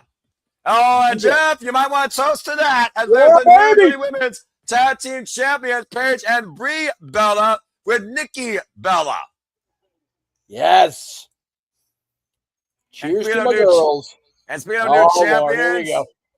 Yeah, about to say, watch this, because here comes the new WWE Women's World Heavyweight Champion, Liv Morgan, who now comes out to her new theme, of course, that you saw at WrestleMania. Trouble with full Judgment Day into the definition of Monday Night Raw's trouble. Liv Morgan, though, who lit it to your point, Jeff, we talked about it earlier, she's only been in WWE. She's only been a WWE superstar her entire wrestling career since 2015. And it took 11 years to get to this moment and point of her life. I will say, I didn't think I'd like a theme song that primarily used the word trouble again after EC3, and I'm glad to be wrong. And of course, beating the then champion, Stephanie Valkyrie, it took a team effort for Liv Morgan to send Stephanie into oblivion on Stephanie's first WrestleMania. Taking in the moment and being caught with a cold breaker, and a second oblivion was the end of the run for La Primera. And new, baby. And Dirty Dom still lives on as the AAA Mega Campeon. All is well in the Judgment Day, it seems. Yeah, keyword seems. But again, for Monday Night Raw, the jury is out. Now a three-time WWE Women's World Champion as Liv Morgan takes the mic. Oh, boy. Well, let's hear what the new champ has to say.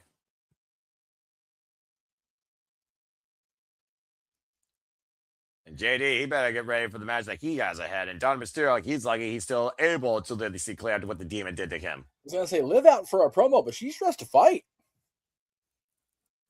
Well, she's always ready to cause trouble or be part of trouble. Yes, she is.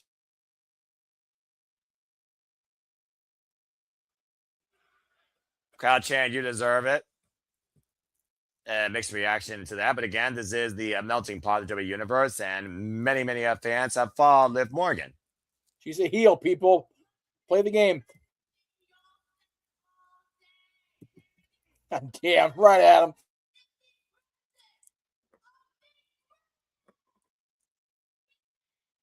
Presidents of the greatest women's world champion of all time. That's a stretch.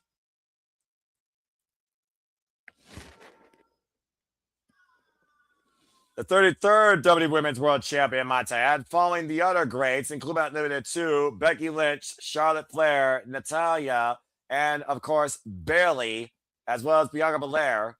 And of course, amongst others, as we just talked about, Rhea Ripley and Io Sky.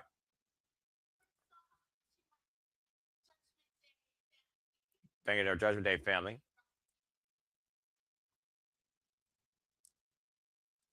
The Judgment Day now made up JD, Roxanne, Raquel, and Dom.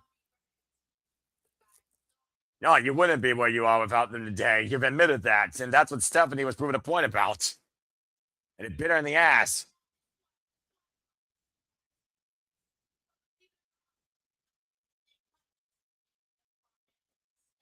Oh, she's actually figuring a WrestleMania opponent, Stephanie Valkyrie. That's a unique choice.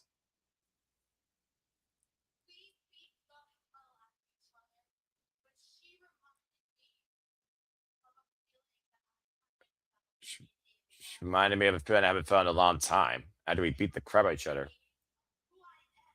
Reminded of who she is. And who she is the most talented woman in the WWE.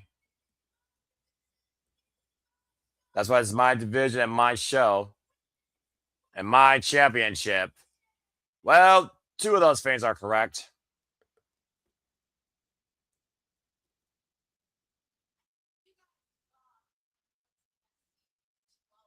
Guys, probably she was mentioning trouble before. We cut what? Oh! Hello! What the hell? The surprises keep coming. So Ruka's around on Monday Night Raw. Dude, whoever said Sol Ruka and Ethan Page while you're in the chat, they had some insider information. I mean, so Ruka might be looking to surf new waves here on Monday Night Raw. And it might involve the new Women's World Heavyweight Champion.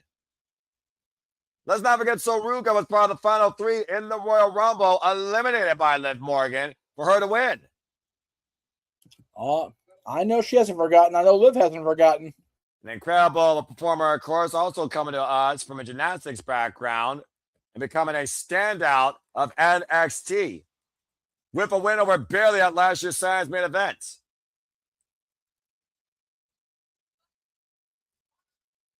So Zane, I've been watching you.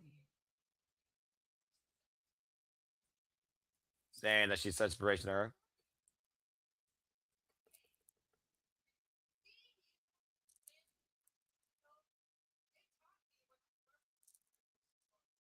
You're talking about Royal.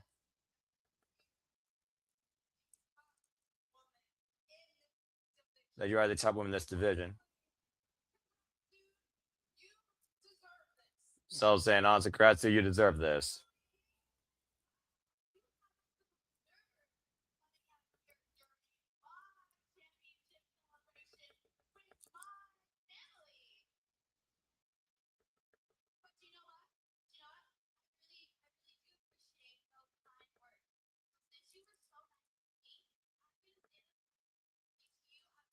And Liv's going to try to get out of the ring, probably.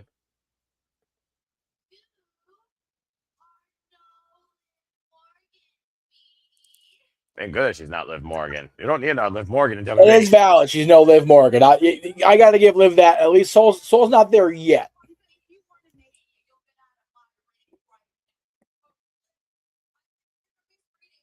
But you're misreading the whole situation. And then come out and pick a fight. But I'm sure they're not going to back down for you either. Oh.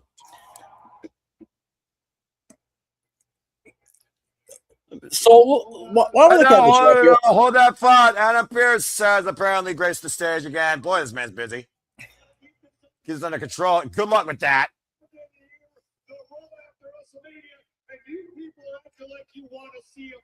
Accurate. I do want to see a RAW fight. After Mania, Pierce. Yes. What? Hey, took a car. Oh, this incompetent boob.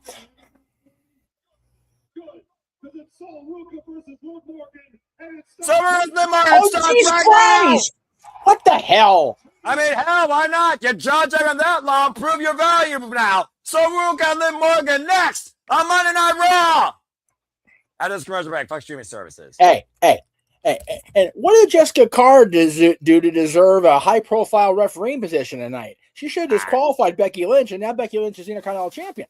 Look, Shame on her for conspiracy that. theory aside, her last name's not Hebner, but she might as well join that family. She's still the most capable female official in the WWE Ref Corps. And that being said, Saruka and Liv Morgan, there are a lot of similarities you can probably draw with the two. Of course, both literally defined in WWE. Both previously are champions right now. Once a champion, once a previous champion. And now Saruka is looking to ride the miracle momentum that she had in NXT to start finding a new surfing territory. And it might start here on Monday Night Raw. Either way, we got Saruka versus Liv Morgan. Next. I'm here for the match. I love it. Just Jessica Carr's being appointed official after her questionable officiating yesterday. Questionable officiating, my left foot. She did her best. She's the only ref that knows how to take a freaking bump and not break like a piece of paper. Did the challenger for the Intercontinental Championship not drag Jessica into the line of fire toward the end of that match? Yes, she did. And she could have disqualified her, but she didn't, because it's almost one of those things where it's like, okay, maybe it's instinct. Again, referee's discretion. The bottom line, she wasn't bumped heavily enough to the point that, okay, I'm going to disqualify you, AJ Lee. You also bumped into me. Bottom line, miscommunication aside, Becky, the manipulative freaking player that she is, she cooked, synced, lied her way back to the WWE Women's Intercontinental Championship. And hopefully AJ Lee's okay. But it's not about those two right now. It's about Liv Morgan and Saruka, which, with all intents and purposes, is far more important, considering Saruka might be facing her last match in NXT. Yeah, I mean, that's the thing with Saruka. How silly is her? How silly of her? How silly is she going into what could be not only her last NXT match, but getting her ass handed to her tomorrow? And she's going to come out here and be all, I'm just going to get in the champ's face and make an impact. Yeah. And then Liv's going to make an impact on your face. And then Zarya's going to impact on the rest of you tomorrow. But okay. We're off to Mania. Fuck it. Let's go. Yeah, I'm about to say, opportunities are fleeting. And if you're going to make a first impression, the best day to make an impression is the Raw After Mania. I don't blame Saruka in the slightest. All right. As long as you're comfortable with the fact that Saruka has potentially called her own demise, and you got to do the commentary for it. You do you, brother. Well, to be fair, she's the fearless woman that literally confronted the Judgment Day entirely. So at this point, she's a victim of her own freaking bureaucracy to stand on her own, because, again, Liv Morgan has the entire Judgment Day backing her up. And this is Monday Night Raw, and this is Liv Morgan's show, and she can't do anything on her own. All she does is cause trouble. And I'm expecting a lot more here shortly. Sorry. No, you're good. By the way, you're good. A shout out to John Cena, by the way, sporting the suit. And again, congratulations to the EST, about to become a mommy. Let's look at more highlights here at WrestleMania. Yeah, right. Oh, man. Sunday was a hell of a ride. Saturday, questionable at times, but still an incredibly crazy 2-night extravaganza at the apex of this crazy world. As we return back to the action here, Bellrays were underway. Nice major escape by Saruka. Immediately facing Liv Morgan for the first time in singles action. Carmel escaped over with the first kick, former NXT North American champion. And arguably with the best finisher in WWE, only one person has been able to survive it. Big elbow strike to the midsection, rising kick. Fucking beauty. Accurate. And again, though, Rhea Ripley, though, also at ringside, roll up, and then Morgan, the roll up, though, by Saruka. Imagine how that would bruise the champ's ego. And we've seen champions literally fed humble pie before, sometimes for the title. Nice cartwheel, skip out the ticket with Tiaras, and a drop kick follows. Liv Morgan has been unable to get out of the gates. Again, Saruka was a number 3 in the Women's Royal Rumble, might I add, and she literally last the freaking entire thing. Moonsault, oh man. Got the knees though up to Liv Morgan. And again, Roxanne Perez and Raquel Rodriguez also in the Morgan's corner, as I want to point out. And again, if Zoe beats Liv Morgan, screw Backlash, she's the one contender. Oh, again, caught up on the top rope though of the attempted springboard. That's the risk though when you really have a heavy gymnastics focused background though in your wrestling acumen. And as Jeff pointed out, NXT Revenge tomorrow night, it is last woman standing, as it might be the last time you see Zarya and Saruka share an NXT ring together. Yeah, well, I'll be home tomorrow, so I'll be watching this at the No DQ review tomorrow. Definitely looking forward to it. And right now, Liv Morgan is looking forward to spoiling Saruka's first Raw impression. And right now, scouting Saruka with a drop kick up and over center of the ring. Cover. Yeah, another drop kick this week. Yeah, safe. Again, JD McDonough, of course, right now, not out here. Of course, preparing for his match against Finn Balor. Dirty Dom, the jury is out. He might just be backing up his Judgment Day brethren. Maybe figuring the ladies can take care of business on their own. So Ruka, though, still fine back here. Thank you, by the way, for this. Very nice. You're welcome. The weight slog, O'Connor will deny Liv Morgan. Gets the midsection. Like I said, Liv Morgan, who has been involved in WWE, of course, for the last 11 plus years only. So Ruka has only been involved in WWE for only 3 years, coming to us through the Next in Line program. The waist lock, heavy inspirations like Lita, of course, you can see for her attire. Front face lock takeover by Saruka and Liv Morgan, countering though. And again, folks, you will see more of this Backlash at Backlash Tamples will be coming to Simone Studios Saturday, May 9th at 6 p.m. Eastern Standard Time. Our boy Papadino, who I just broke down the predictions with. Walter, if you want to go back and get the results, he will literally be there live. I hope he has a great time. That doesn't cause him his kidney. Again, Backlash Tampa, Saturday, May 9th, 6 p.m. Eastern Standard Time. Available only on the ESPN Unlimited service and never internationally. And our call here along Simone Studios. Exactly. The Morgan up the ropes. Saruka falling in kind. Arm drag escape. Cartwheel escape. X Factor by Saruka. Nice. Very nice. Saruka is definitive proof that the NIL program does work. Well, for every 10, you find one gem. So, I mean, you got a point there. That's okay. Right now, Liv Morgan on the move out of the corner. Moonsault to the floor. Goodness.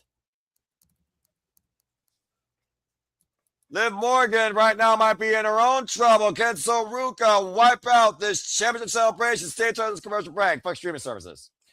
And, again, no, we're talking about, we're rolling right along here, just promoting Backlash. NXT Revenge Part 2 tomorrow night. New Japan has a show this weekend. Stardom and JCW both have shows this weekend. Yep. CMLL and CMLL and MLW on May 1st. ECW on May 1st. Noah on May 2nd. GCW May 2nd, New Japan May 3rd, Progress May 3rd. Yep. New Japan and Progress May 4th, along with a certain day in a galaxy far, far away for us Disney dorks. I'll be there. MLW, and then MLW on the 9th, along with Backlash. So, man, the business keeps on rolling, folks, and it's fun to be a part of it. Again, there is no off season for all the wrestling. And I'm curious when Spark Joshi does their next show, as Kai McKenna has called out WID prospect Erica DeMaya for her Spark Joshi Atlanta Championship. I am just, again, what y'all pulled off this weekend is extraordinary. I cannot wait to see how things go down the line, man. It's going to be awesome to watch. I'm just going along with it, man. I'm just here for the ride. That's all I got to do. I'm just the guy that just looks at the monitor and calls the shows whatever they want me to call or whatever I can. All right. There you go. As long as Becky's not in the match, Jessica will be fair. LOL. Right. Yeah, exactly. Oh, Walter, you stop that.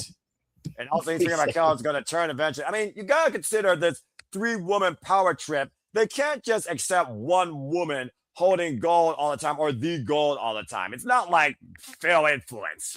No, that's fair too. And sorry, I better beat Soul now. So if Soul can be called up, I mean, again, you leave an impression on Monday Night Raw. You see what it leads to out of NXT. Stephanie Valkyrie, she left an impression. Falling to NXT, she lost the NXT Women's Championship, and the rest is history. Yeah, it's fair. And the last women's standing match between Raquel Rodriguez and Rhea Ripley. Raquel should call up on Rhea Ripley out of NXT, lest we forget. Oh, no. I guarantee they haven't. So I was just going through the calendar. It looks like TNA is not running a TNA Plus special or a pay-per-view in May. So WWE and AEW will have their run of things. Well, unless they announce something at the last minute that's underwhelming, over-glorified TV showcase, because usually May involves either Under Siege or Against All Odds. But we'll find out soon enough. one thing you know for sure that's coming forward, of course, is, of course, the Hulk Hogan Real American documentary, where, again, an immortal symbol for Americano, for professional wrestling, that literally carried through the 80s and the 90s and defined the stage we know as WrestleMania.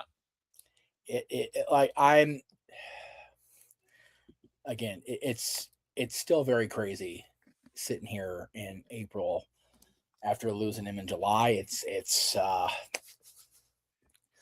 I'm still a little verklempt, obviously. It's all right. Running our ride from Las Vegas, T-Mobile Arena, press the crowd on again. Liv Morgan, the new WWE Women's World Champion, taking on, you hear me right, Sol Ruca. Yeah. I love me some Sol Ruca. I'm happy she's up on the main roster. I hope the choices she made tonight to come up and challenge, or not challenge, just get Liv Morgan's face, don't come back to bite her between tonight and tomorrow. Well, either way, if you want to make a first impression on Monday Night Raw, for what your future desire may be, why not go after the champion first and introduce yourself? Nicely by saying that by Sol Ruca and Liv Morgan. Again, and that face right there might be its own meme. I was going to say, Liv Morgan went through it Saturday night. Now she's going through it again. I mean, she had 48 hours versus CM Punk. I mean, and Javon Evans, let's be honest here. Okay, lower third. The Kill Tony special, the comedy special, had Hunter and Stephanie and Jey Uso and Undertaker. I don't watch Tony's stuff a lot, but I have to watch that one. My God. Yeah, you enjoy that jabroni. Right now, I'm seeing what's going on between Sol Ruca and Liv Morgan.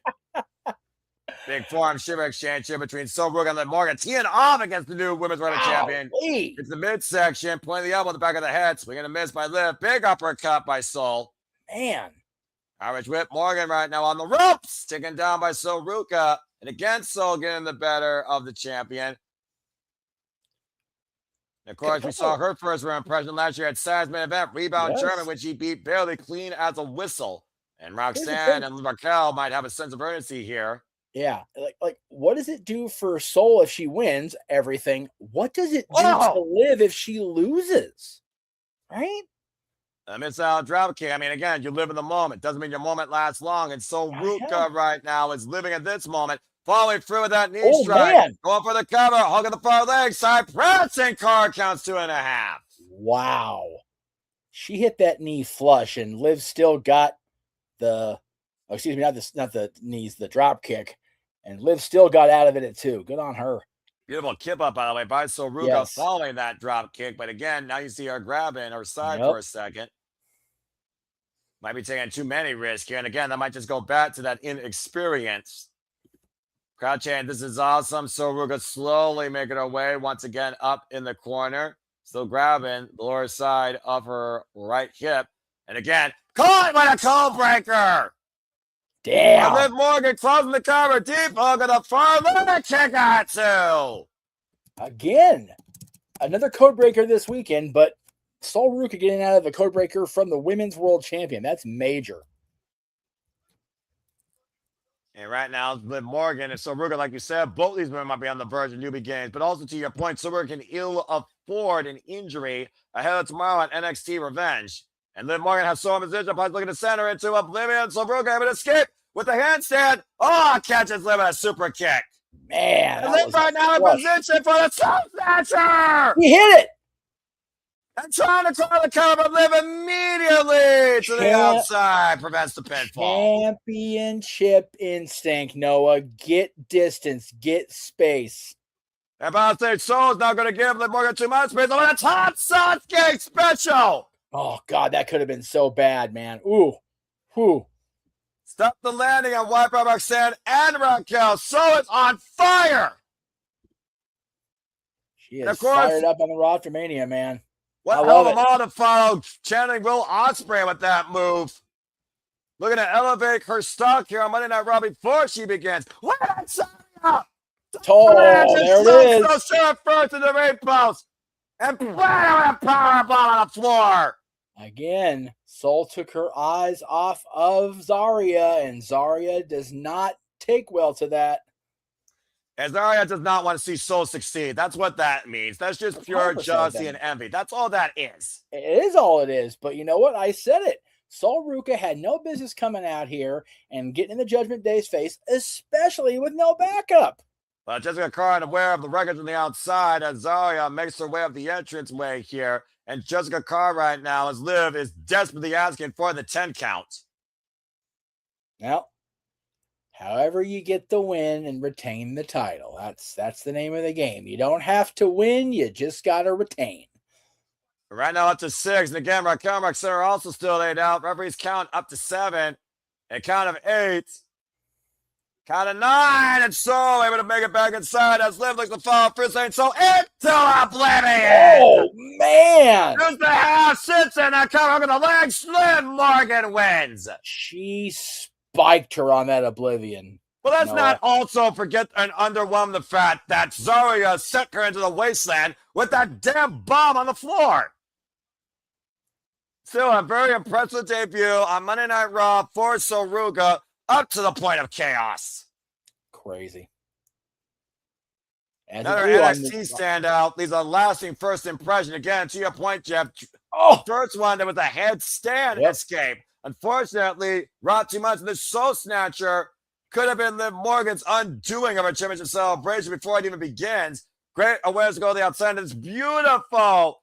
Sasuke special cleared perfectly over the top rope. And then Zarya came out of nowhere, and everything just went to hell once again for Soruka.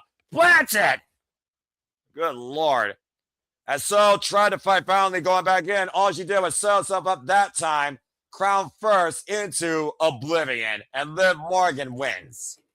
You know, they talk about the stats that when Javon Evans was competing for the Intercontinental title, and you know how. Shit! You might want to hold that thought, Jeff.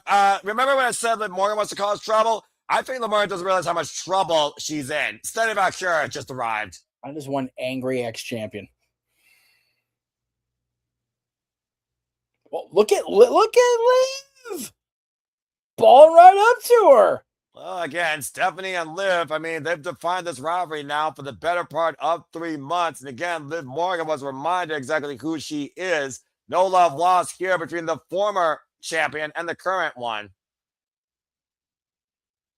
I love that. Raquel and Rox just kind of like standing off to the back there, but Liv got in her face, gave her the stone face, and then just raised the belt and said, doesn't matter. Doesn't matter, bitch. I got your belt. That doesn't matter. Backlash is still waiting for Liv Morgan when it comes to La Primera, especially when it comes to the way that she insulted her family as Monday Night Raw continues. Now, I have a feeling that those two are not done with each other. But again, great for Soruga. I think we'll be seeing her surfing here soon enough, much more on Monday Night Raw. But for now, she needs to remove herself from the Zarya problem, one way or another. 100%. So as they're showing the celebrities at ringside, because it's Vegas, baby, everybody's out to party. Let me just say this. They were talking about Javon Evans' age, you know, the fact that he's younger than the Royal Rumble, or whatever it was. Yeah, I remember that. Do you know what Soruka's birth date was? What?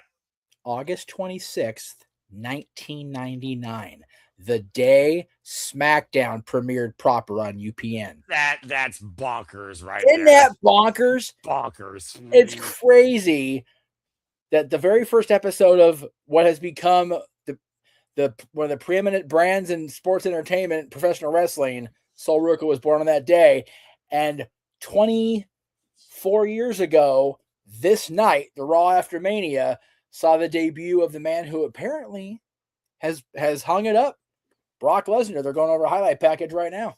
And I think this NCAA standout collegiate athlete, this monster, this beast, this freak of genetic nature, led in by Paul Heyman and guided by wise man, advocate, oracle, visionary, Hall of Famer, ECW Booker, of course, beat Dwayne "The Rock" Johnson to win his first world championship at SummerSlam. And the rest was history when it came to what was ahead for Brock Lesnar. I remember that 500-pound superplex. It's crazy to think in that lead up to the match with The Rock, people don't talk about it because they kind of erase the tape from history. Brock Lesnar squeezed the life out of Hulkamania. Yeah. And wiped the blood of Hulkamania across his chest as a badge of dishonor. And then when people think he's done because he walks away from WWE and decides he's going to try football, that doesn't work. There you All go, of a the sudden, UFC. the octagon. Yeah, yeah. I mean, when Brock Lesnar is in any arena, any element, the mood changes and everyone might as well fear for their life. There's no one like him. There's no presence like him. When he came back after John Cena, after freaking WrestleMania 28, and then following through last year's SummerSlam, which was more of the damnedest freaking thing ever, he once again literally reset the identity of this landscape and the fear within it. This man took the streak away from us. He battered, broke my friend, 50 yards in front of me. You know what I mean? I remember those. He's just another level. He is not a man. He is a beast. He is, for my money as a fan. I am not a UFC fan. I don't watch UFC on the regular, but you put him up against any combat sports athlete in their prime versus him in their prime. I defy anybody to beat Brock Lesnar. Brock Lesnar, who literally had less than 450 actual matches in his WWE career, former IWGP, former 7-time WWE, former Ohio Wrestling Standout, Southern Tag Team Champion with Shelton Benjamin. Literally only world championship defined Brock Lesnar since 2002. And the fact of the matter is, last night, April 19, 2026, WrestleMania 42, he literally made a bid us adieu. Yeah, it's crazy. Yes, he had that short little moment in OVW with Shelton as tag team champion, but since that point, he has been nothing less than the top athlete, the top champion wherever he walked. Raw, SmackDown, IWGP, the Inoki Genome Federation, the Ultimate Fighting Championship. And Paul is having to gather himself. I don't think Paul has gathered himself since last night. I think he's literally just holding it underneath. That being said, the Vapor invades our screens and wastes airtime here on Monday Night Raw after this commercial break. Logan Paul, Steve Fury in action when we come back after this commercial break on Monday Night Raw. And again, Backlash is May 9th. Stay tuned, folks. Fuck streaming services. Like seriously though, to your point, Paul Heyman, the instrumental just guideline of Brock Lesnar and who he was, how he acted, how he was presented, how he was represented, how he was interpreted. I can only imagine what Paul Heyman's going through right now. That has to be the closest individual in the business to Paul Heyman. And he just witnessed him wrap it up from start to finish. Within the context of the storyline, CM Punk will always be Brock Lesnar's quote unquote best friend. Right. And I know that friendship endures in reality. Like, I get that. Yes. But Paul Heyman and Brock Lesnar were there for each other when neither one of them really had any adult or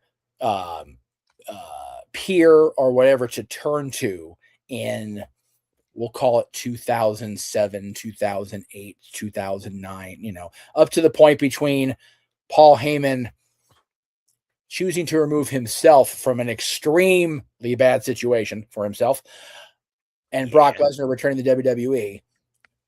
They were apart from the industry, but they were still together. So yeah, Paul walking out of that curtain, walking out of Gorilla and briefly just having to, pull himself together. I'm not going to deny it's probably part of the show because Paul is a masterclass. Accurate. And even if it is, that's a great way to sell what's going on, because even in the moment where he is trying to push the vision of the future of the industry forward, what happened last night is still renting space in the head of a man who does not allow things to rent space in his head. He is the wise man. He is the oracle. He has advocated for so many amazing talents in this industry and beyond. But part of him is still in the middle of that stadium on that stage, wondering what happens next for his friend. Yeah, and again, Brock Lesnar, like I said, my mom was even talking about, he's been getting up there, 48 years of age, about 25 years in this sport, in this presentation, in this game. John Cena literally called this man once in a genre, not once in a generation, not No. once in a sport, not Nope. once in an era, once in a genre. The genre that we call professional wrestling goes above and beyond what No. we know from old man here, previous old man here. You figure about the roots of professional wrestling going back to the oldest promotion on the planet in Lucha Libre, CMLL, followed by yeah. it's crazy to think that, and again, this site right here speaks God, volumes. yeah. For me, Noah, you know, I've had my personal issues with the name Brock Lesnar, and I think I'm entitled. So no, Everyone, yeah. but well, let the wise man do his thing because only he Yeah. can. Business continues, but let's go ahead and see what happens. In the meantime, it's the cage. Thank you, Brock. Let's see what he has to say. And let's see if he can keep himself composed as he's whipped the vapor. Ladies and gentlemen, my name is Paul Heyman. Classic line.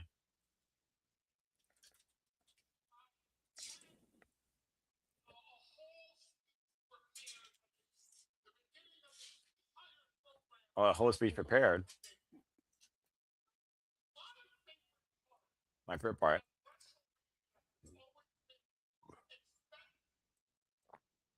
Right, says, it's expect the unexpected.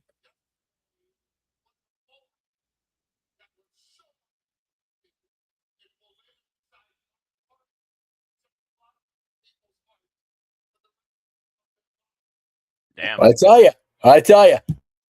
One of the lips in the rest of their hearts and has the rest of his lives.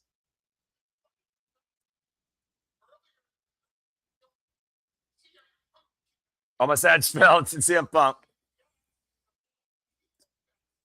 Because yeah, there's a few backstage. Production truck. And the people behind the scenes and who they are.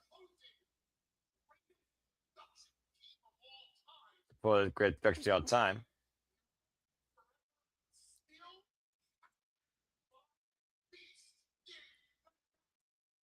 Still have my business now.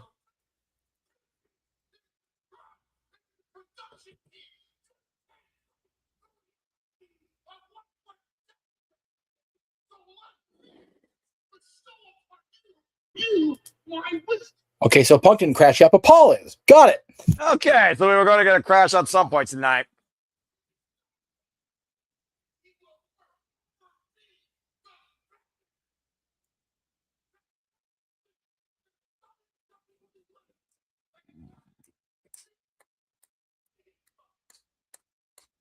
Wow.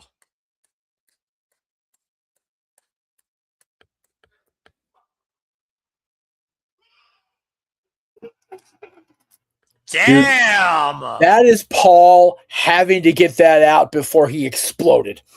No kidding. God, golly. He purposely pulled the mic away because he had to like scream motherfucker out loud or he was going to drive himself more crazy. God damn it. He's the best of all time. He's the GOAT. Fuck all y'all that disagree. Thank you, Brock. Everything now. I mean, you just call him again because it's Paul Heyman. He needs to, constant professional.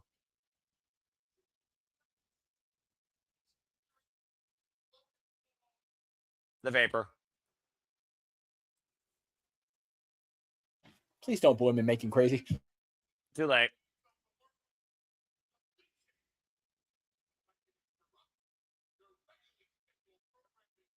All right, so for a moment.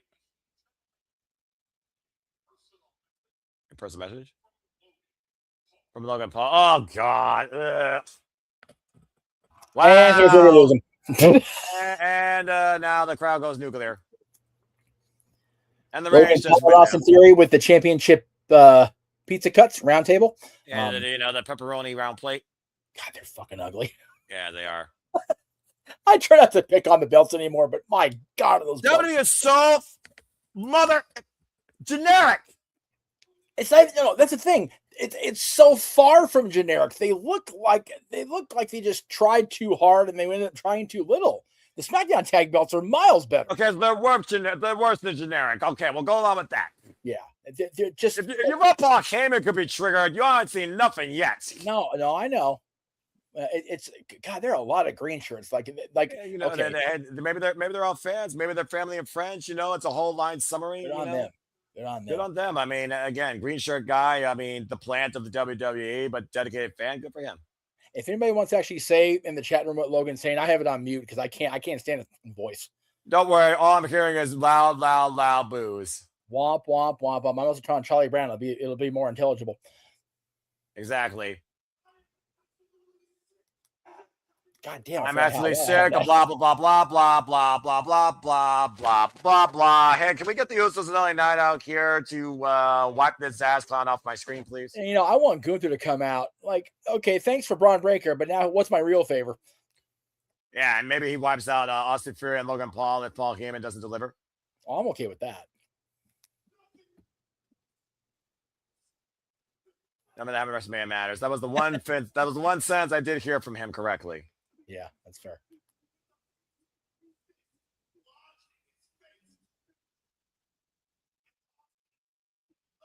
Dude, Austin Theory's facial expressions just make me want to punch my own television. And that's not a cheap television I got. You know what I mean? Your television is worth far more than the pressure less than a slow cooker on the lowest setting that Austin Theory has on your screen. I do have another one of the same size over here that I just haven't plugged in and worked yet. So I'm at the point where I'm ready to fucking do it. But about to take a moment to realize that. Wait a minute, next in. Man, this appears to done for me by Gunther. Oh, okay. Gunther, sir. No, I did thank you. I owe you one. Okay, I was wrong. I'm going to repay. But the best of the weekend belongs to the man that cut Seth Rollins in half. There we go. Ladies and gentlemen, please welcome back to Monday Night Raw, Braun Breaker. The dog is back, the unpredictable badass. Who let the dog out? Paul Heyman. Yeah, no kidding. Run. Yeah, you just got to run faster than 23 miles per hour. Yeah.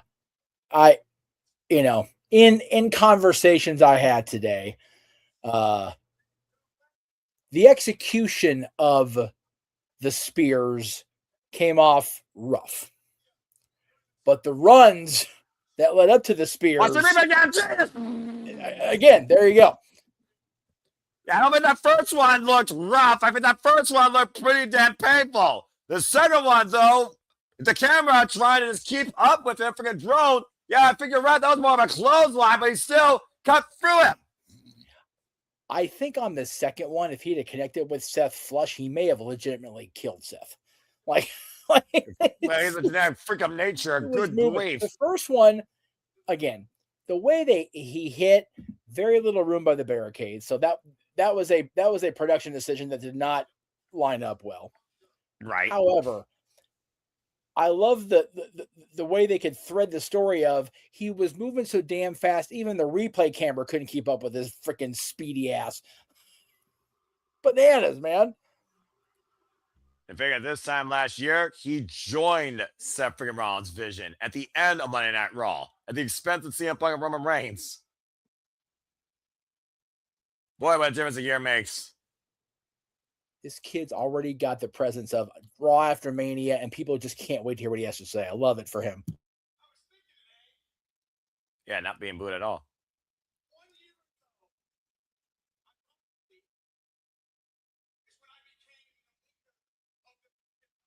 So Kim, the leader division right here. I normally say no already said that, Braun, you're fired, but I don't want to fire Braun Breaker. I love me some Braun Breaker. I'm actually going to agree with you on that one.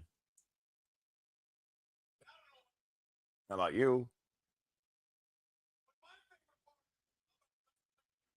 My favorite part was weekend. Once LeBron get this close to beating Gunther, then I ruined everything for him. as they sing Seth Rollins' choir. Paul's eyes got so big, he's like, dude, Braun's going to kill you all. He's going to kill you all. I'm going to let him. Seth, I hope you're back there. I hope, who knows? I hope you're watching somewhere because we're here right out. Every single day for this day forward, I will be coming after you. I'm going to attack you. I'm going to make it live. Oh! Okay. His name can't appear. Seth Rollins in the building. Okay. And Seth Rollins, God damn it. Stupid heels. Again, though, it's still 3-on-1. Assaulting the division from behind. Austin Theory somehow getting advantage here. Put a beat down on Seth and Logan Paul teeing off with that right here. That's a tail. Logan hit Seth in the gut like he owed him last year's money. Yeah, no kidding. Again, Seth Seth Rollins is only in a 2-on-1 right now. And literally Logan Paul teeing off on him. Austin Theory holds him back. Dude. As if his midsection wasn't come out enough Brian the Spears last night. Dude, celebrity boxing or not, dude, Logan's punches are just deadly. Ro? Are you kidding me? Montez Ford and Love Dawkins, the Street Profits. No full costumes, just out in pants and shoes, and here they are, baby. They want and they're going out to the Raw Tag Team Champions. Get them, boys, get them. Who wants the smoke? How fitting on the day. I love it. And they set the vision up and over the outside of the ring. The Street Profits are back. Well, you know, Montez got to be back on TV. Got to make that money. Got a baby on the way. Oh! Holy shit. Topic on Kilo wiping out Logan Paul's Fury. And Braun Breaker still figuring out what the hell happened to him. Whoa! Follow him and took it for his life. And now Montez Ford and Austin Fury taking the fight to the universe as well as Angelo Dawkins, Logan Paul. Things have broken down here on Monday Night Raw. Dude, I'm here for Backlash being Rollins and the Profits versus the Vapor. Oh, man, a super kick. Is Braun's left ear, right ear bleeding? Can we stop guys getting... he's definitely bleeding from somewhere. Yeah, well, right now, Braun Breaker just got rocked, and Seth Rollins right now mounting the unpredictable badass, teeing off against Braun Breaker, and literally kicking his fucking head in. She's a Bryan Danielson. And might be looking to curse out with Braun with the side step up the ropes. Smash! God, he hit that one. He hit that one hard. Dude, this animal just saw his own blood. Not good. Yeah, he's about to go rabid. Nearly cutting Seth in half again. I don't know where he got cut, but he is not happy about it. Breaker now removing the shirt and exposing the compromised ribs, heavy kinesio tape on the right-hand side of Seth freaking Rollins. To your point, Braun Breaker is literally busted open. He's definitely got some kind of laceration or something on the side of his face or side of his head. His bloodstream's going through it right now. Oh, it's on the back of his head. No, that's where it is. That chair shot must have come high. Damn, that's so bad. Oh, no. This is going to be even worse, though, Jeff.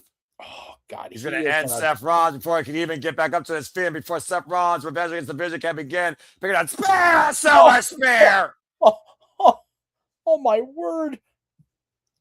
Oh, my God. What a spear that was. Holy shit. Damn. Seth Rollins on the back end of 4 Braun Breaker spears. And the hell that awaits Seth has only just begun. Sheesh. Highlight of the night. That. That accurate. That. I ain't gonna argue. That. Plus that word. That. Go to commercial. Fuck it. We're good. Mr. Ballin. No, they're hyping up that Finn Balor versus JD McDonough. I almost forgot this match was happening tonight. So did I. I feel bad. That's okay. We got this and we got the Tribal Chief still. We good. I believe that is all that's it. As we talk about the Judgment Day, but good God, Braun Breaker, freaking Seth's going to be spewing up his own organs at this point. Seriously. And God, again, I know that the occasional, moment of need for a weapon is helpful to a story. But what we just saw, I'd love to know where that chair caught Breaker, because the back of his head looked like he had doused it in ketchup. It almost seems like maybe like on the way down, maybe it scraped the back of his head, because we saw shades of when he destroyed the shield, Braun Breaker fell against those ropes and then went to the outside and was being like basically, I think, advised by Paul Heyman or checked on. But either way, yeah, you got effed up. Yeah, it's such an unnecessary thing at this point. You know what I mean? Just scary. Just trying to see if anybody's talking about it on the tweeter. Yeah, but I'm sure that they are going to try and dissect it as if they're medical physicians, or Wrestling Covers will give us a great gift angle. As we got another commercial break, fuck streaming services. Wrestling Covers is like one of my favorite accounts to follow, too. Extremely wonderful account. Yes. All the great snippets and captures and outtakes. Yes. Let me just briefly. Awesome. Yeah. I meant to like have the boys when they were at the events this weekend talk to her. Shout out to Missy Hyatt. Oh, She was at WrestleCon, all the different events this weekend. One of our original guests back in the old No DQ days. So shout out to Missy Hyatt. So glad she's back in the sphere. Trick Williams, the U.S. champion here for Monday Night Raw, sitting ringside doing his thing. that's random, but I like it. I like it, and I'm happy for man. him too. Him and Lash were doing their thing, dancing around Of course they were. the panel table last night at the post show. So I'm not surprised. Anyway, You know this what? is not going to be no laughing matter as we get ready for Jimmy Dunham versus Finn Balor. I am so glad Finn Balor Club, the theme is back. You and me both. I just don't let him get shuffled back into he'll be here every now and again. We'll get an occasional little mini push. Just keep this man featured. And while we're at it, in the words of Greg Cherry, thank God the Street Profits are back. Never take them off TV again. Yes, please. I'm about to say, how long have those guys been fracking MIA? It's a damn crime. And I get it. Montez Ford was obviously busy a few months ago. But if one of the greatest women's champions in recent memory is not going to be out there doing her thing, making the money that way, Tez's going to have to make up for it. So, hell, put some gold on him. Get some TV time on him. A freaking package or something like that. Anyway, right. Finn Balor, JD McDonough, it is student versus teacher. It's a first ever matchup on the main roster. These two have not met one-on-one since 2019 at NXT UK TakeOver Blackpool. Finn Balor, JD McDonough, one-on-one next on Monday Night Raw. As we go to another commercial break. Fuck streaming services. It's just one of the things also where, again, Jordan Devlin's been defined by JD McDonough. They were like brothers in this business. Yeah. Literally the Irish age, formerly involved, of course, NXT UK, Cruiserweight champion. They were in several former Raw Tag Team champions together. It's crazy, though, the fact that things have gone so far to the wayside, but eventually everyone wants to step out of the shadow of, let's call it what it is, pretty much their superior. And JD right now tonight wants to prove to Finn, the brother that you once knew is completely dead. So I guess it's Judgment Day for JD McDonough to see if Finn Balor is truly free from his past. And let's also not forget, these two guys, you said, met in NXT UK in 2019. 2019 was the creative black hole that was WWE, except in NXT. So, NXT!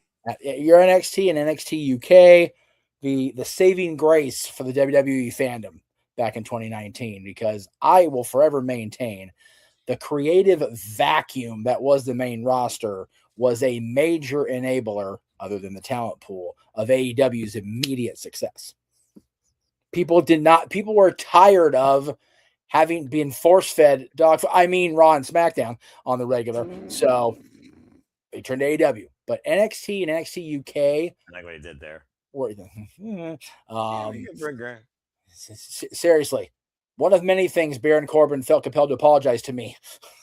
It's just like, I'm so sorry for your son. Like, so am I, Tom. So am I. I mean, hey, Bishop Dyer's doing a little bit better now. Oh yeah, no, dude. Diject down to Kovic, so there you go. Shout out to him for not letting the bullshit kill his wanting to be in the business. Right? You know what I mean?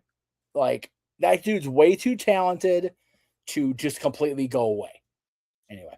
We got it again. Like I guys said, like this, guys like this were the wrestling purists' saving grace 7 years ago. So shout out to these guys.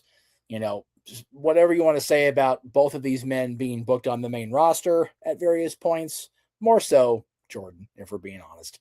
Accurate. I hope the producers do us fans of Sullivan just go, do your thing, boys. Do your thing.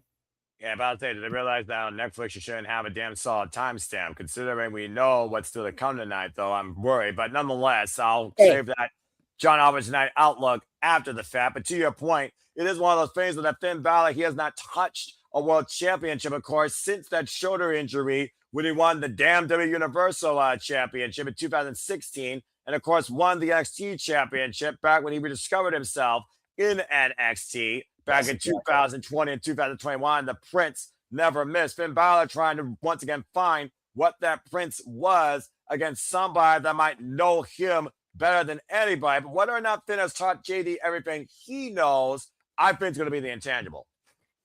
Yeah, I am just so grateful that I can still be a fan and enjoy this stuff, because matches like this, segments like we just had, are the reason I keep coming back. No matter how many times I tell myself I'm over this shit, I'm done with this ridiculousness. Nights like this make me go, okay, just calm your tits, Jeff. It's okay. Everything's okay. Yeah, you gotta find the good in the actual thing that you love versus all the negative Nancy nonsense that you find on a daily basis. If you look at the cesspool, and JD McDonough right now might be stewing in his own cesspool if he doesn't get out of Finn Balor's shadow tonight. Again, like I said, folks, Finn Balor has been involved in this game now for 24 years. He has been a mentor to JD McDonough. As you see him sporting that iron flag on that jacket, brothers and rivals in this business all up and down Europe before making it to the WWE and meeting in NXT UK. JD, though, exposing, though, his midsection, though, the damage done. Oh, man, what a high-angle clothesline. From that ladder match, as we talked about, though, Jeff, definitely coming in here far less than 100%. Oh, definitely. The fact that that ladder survived his head impact, and it's what amazes me. And up and over, and JD goes to W Universe. JD McDonough, by the way, been involved, folks, in this game for 20 years. The Irish Ace, former WWE Cruiserweight Champion, overhead shot there by Finn Balor. Outside of Tag Team Championships, the only WWE accolade for JD McDonough, a.k.a. JD McDonough, as you call him, or Jordan Devlin, also known, of course, as Frank David in a bygone life, but that's a whole different conversation. God, that was a deep cut. I'm here for that shit. I primarily knew him in his genesis across the pond. I mean, I used to follow Over the Top. I used to watch Scrapper Mania. I remember the rivalry used to have it. The Lean General Gunther, when they used to go one-on-one. Surprised that never was picked up in NXT UK. Then Balor now driven into the barricade, but different conversation our day. Swinging a miss, and Finn takes JD up and over, back inside the ring area. I mean, again, Balor and JD, who have literally shared this journey in the Judgment Day since Finn Balor was part of it. Rivalries were underway. Of course, the late entry added to the Judgment Day, but nonetheless, it was part of Finn Balor's plan for him and JD to rule together, and they did. They were two WWE World Tag Team Champions for a short periods of time, but still, nonetheless, they did it. They were champions a lot longer than people realize. They just never defended the damn titles on television. Yeah, believe it or not, not their fault. About to say, booking-wise, folks. The first run was 175 days. They only had 3 defenses. Their second run was 112 days, and they only had 2 defenses. And the second defense, of course, they lost it to Dragon Lee and AJ Styles. Yes. But, again, shout out to these two guys. Both of these guys were involved in just next-level matches. JD McDonough being part of that ladder match craziness, and those guys having to follow Brock Lesnar over Finn. Let's not forget that. They were more compelled to deliver yesterday after that. Look for the kill to with the coup de grace, and Devlin taking advantage, driving Finn to the outside. And then Finn, having to unleash that dark side within him after so long to take out Dirty Dom. Both these guys are having a moment today for sure. Well, we'll see if the aces and eights up its sleeve can join in Devlin, surprise the teaser, find out this commercial break. Fuck streaming services. Yeah, that's absolutely freaking great. While we're on commercial, Noah, we saw Trick Williams in the crowd. Yeah. I have another haha for you. Okay, what is this?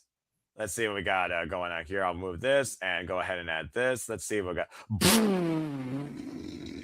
I didn't create that. I saw that online this morning. I'm like, out of pocket.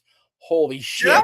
Can I just ask what was the point of the giant receipt roll for Trick Williams? It was one of those, like, it's like, God, I know brides that didn't have that level of train at their wedding. Like, what the fuck?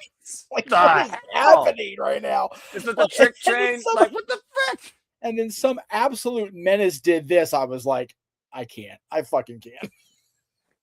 That's a long ass medical bill for OTC. If you know, you know, folks. Well, no, I was saying that's a CVS receipt length train, and if you've ever been to CVS, folks, you know. So there's a reason why there's no Rite Aids in my city, and I have like a couple of CVS's. So now you know, folks. Rite Aid closed down. So yeah, they're completely out of business, aren't they? We lost our, which was weird because we had that one on the corner right here. Where am I at here? I'm trying to think where I'm at in the space. Over there. There we go. Like, where the fuck is my office? Over there. It was a Thrifty before it became a Rite Aid, and they still had Thrifty ice cream after the fact when they became Rite Aid. But now that space is just totally gone. It was so sad. I was like, when a store goes away, because not too long after that, it became a Spirit Halloween. I'm like, oh, there you go. I mean, when a store goes away, what does it become besides maybe generic dollar store called Dollar Tree or Party City or, something that you could literally find stuff under $5 if it's not stolen overnight. Yes, very good. And to the comment in the chat, we see you, fearless leader. We shall stand by. Oh, okay. Hello. I had that covered up because my notes. Will do. Okay. But yeah, that being said, again, the wrap up of WrestleMania week is literally upon us here with the RAW After Mania. I mean, Ruka, Ethan Page, I'm not surprised. I mean, considering what they've been for this last year, it seems like they were the perfect two to kick off. To literally come up to the roster. And what's the problem? Someone on SmackDown delivers her own fatal influence based on what happened recently on NXT. But again, that still is to be decided. Yeah, Soul Rookie Ethan Page called up. The Street Profits returning. Probably a good chunk of the back of the head, the blood in the back of the head of Braun Breaker now on the mat. God, dude, just calm down, Braun. Paul Heyman, he went freaking rogue, crashing out. That was awesome on live television, and then getting it back together to do the promo. Like, I love Paul. I'm about to say, sounds like me sometimes when you guys drum up the walls. We can return back here with Finn Balor. I am offended by that. Not you, the other idiots. I'm offended by that truthful statement. Well, at least you accept it. And right now, we'll see who accepts defeat here as Dina McDonough and Finn Balor. Oh! Reverse DDT and Finn Balor bleeding from the mouth, it looks like. Trying to create some separation. Yeah, some of must have happened during the commercial break. Oh, my word. I have a busted tooth. And to the point, though, you said earlier, Jeff, about both these men, the latest matches they faced last night. JD McDonough getting the worst blunt of punishment. The Demon protecting most of Finn Balor, but Finn Balor right now, the first one showing color here. And a dome. Oh, man, a stomp. I thought he was going for the double. Well, this was a single one. Maybe he was trying to show a little bit of mercy. At the end of the day, again, Finn Balor, there's got to be a deep part of him knowing that he's literally finding someone that was a brother in this business. They sling blade by Finn. And there probably is a tiny bit of empathy. He pulled him into that. That was mean. Got targeted, looking for the shotgun drop kick. Tina McDermott, Scott, a jackknife floater. Here's the cover. Hook about legs. Gets a 2 count. And you're talking about, Noah, even if they do, even if the promo with Reigns goes long, he's still got 45 as of now to have a 3-hour show. So these guys can still go a full tilt few minutes here. Yeah, I'm just wondering if Monday Night Raw is going to respect that. And I also wonder how many people are going to respect the Hulk Hogan Real American documentary premiering Wednesday, only on Netflix here, being promoted here in the bottom right-hand corner. I hope more people respect it than... Finn got his boots up. There was no respect there. Shotgun drop kick off the attempted moonsault with the boots up in the face. And JD, he might be down in the drop zone. And this might literally be the final chapter. As Finn looks for the coup de grace. And the cover with the falling back punch and Finn with the win. Wow. It's not a rout, but damn near. Doesn't get more definitive than that, Jeff. No. Oh, no. I should know that Donovan Mysterio wouldn't be done with Finn Balor. A freaking sore loser, freaking crybaby, freaking scaredy cat, as we saw on Sunday. Freaking guy that got called out by Finn Balor when he executed from the Judgment Day. And about to say, he got beat. Oh, man, I want it hilarious. That's what you get for posing there, Dom. Yeah, good thing. Shotgun Dropkick should have just stayed in the back, Ken, and lick your wounds and move on with your life. Now you're going to pay for it. Now Finn Balor going out to the top room, and Donovan Mysterio in the drop zone. Dom runs away. Nope. Dom may have been stupid enough to run out there and try to get in Finn's face, but he's not that stupid. But if he's smart, he'll leave Finn Balor alone. They'll go their separate ways. Face it, kid. You got beat, got put in your place. I don't know. Let's go backstage with, think about the ring general. There we go. I know he's feeling great. I feel fantastic. I proved every word I said right about stuff at WrestleMania.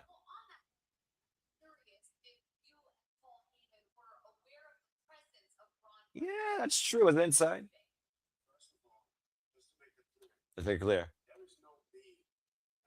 There is no me and Paul Heyman. I think I'm between us. It's only me.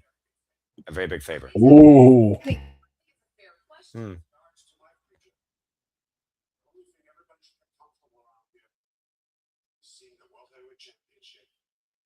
See the World Championship background my way soon. Oh, yeah.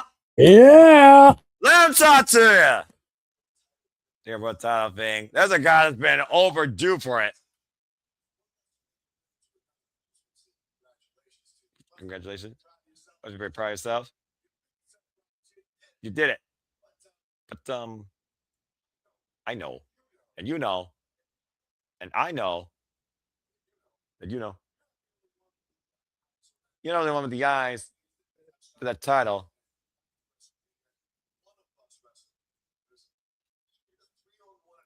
Advantage. Ooh.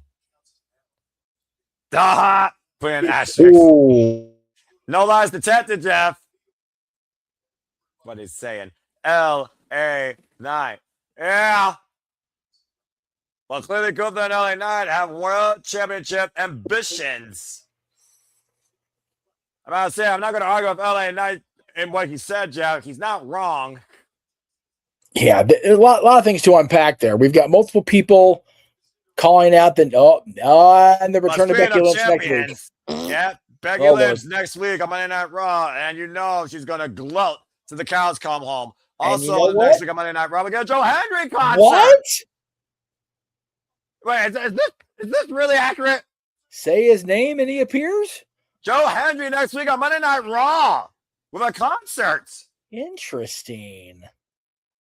All right. As we go backstage, and this is with the note that I knew was no, coming. They're gonna part ways. I don't like this. Yeah, any business here. Are we the champion? That SmackDown needs. Damn right, SmackDown needs a champion. Yeah, they do. Good luck. BL forever. Aww. This is way I too told much. you. This is way too much for RAW After Mania. Rhea Ripley off to lay up the SmackDown Women's Division as Io, Sky, and Rhea. Ooh, here's a moment.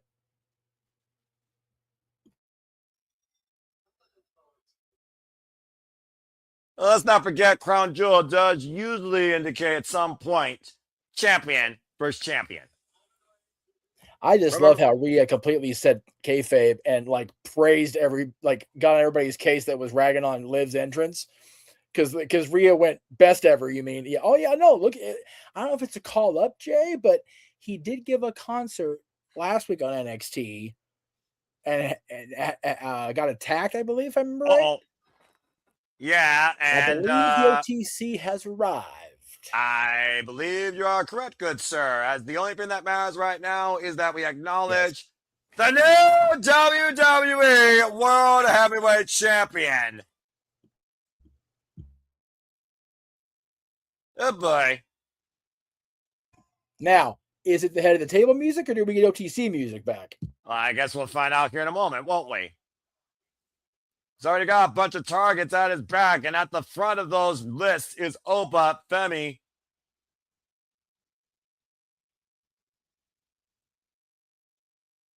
I have walked those halls, man. It's such a cool building. I love that place. I don't care if the Kings fans hate me for it. Yeah, fair enough. Yeah, there you go. Full-time Roman Reigns. Valid point. Well, he did say that he's going to be that, but how soon does that begin? And how long will that last? More importantly, how long will we see that title on his shoulder? Roman Reigns. Roman Reigns. Roman Reigns. God damn it. This stupid crowd chants. They pop me. I don't care. I have to say, you know what? It's literally just a following. They're making sure they're giving you every minute of this entrance to the music, to Gorilla. The champ, baby. Oh, shit. Oh, boy. The Usos. Are they wearing Raiders gear? Probably. What a bunch of betrayers to the Niners. And that is his original Tribal Chief music. All right. I'm for it. Oh, he said, come out with me. Interesting. The Bloodline's walking out on Monday Night Raw, bitches. OG Bloodline family business. We start the reality is back. Yes. And Roman Reigns is at the forefront of it. Okay, I stand corrected, Usos. I love you guys. Those are WrestleMania 42 jersey shirts. My bad. Okay, that's fair.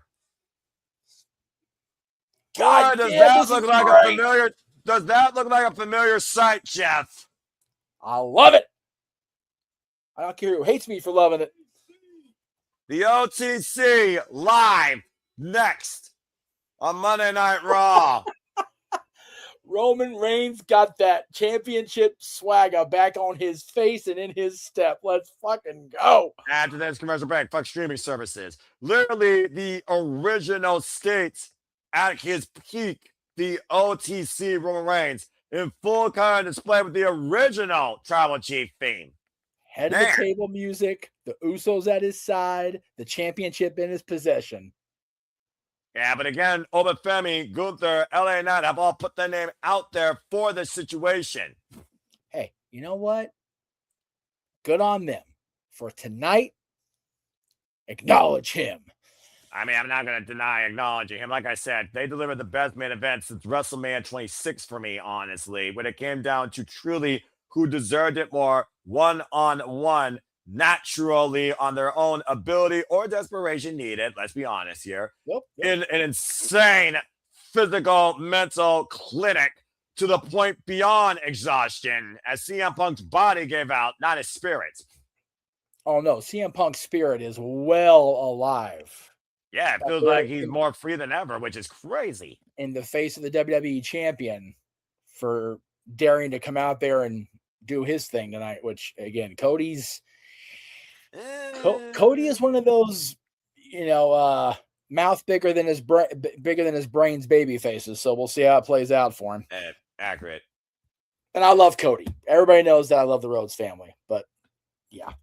I'm about to say that just goes without saying, Jeff. Let's just call it what it is, brother. But again, just to bring people up to speed, we've had Joel Hendry announced for our cousin this week on Monday Night Raw. Becky Lynch, oh boy, she returns next week on Monday Night Raw, the new WWE Women's Intercontinental Champion. We, of course, saw the arrival Raw debuts of Saruka and All Eagle, Ethan Page, as Ethan Page, Rusev, Penta, and JD and Javon Evans are all looking for the WWE Intercontinental Championship.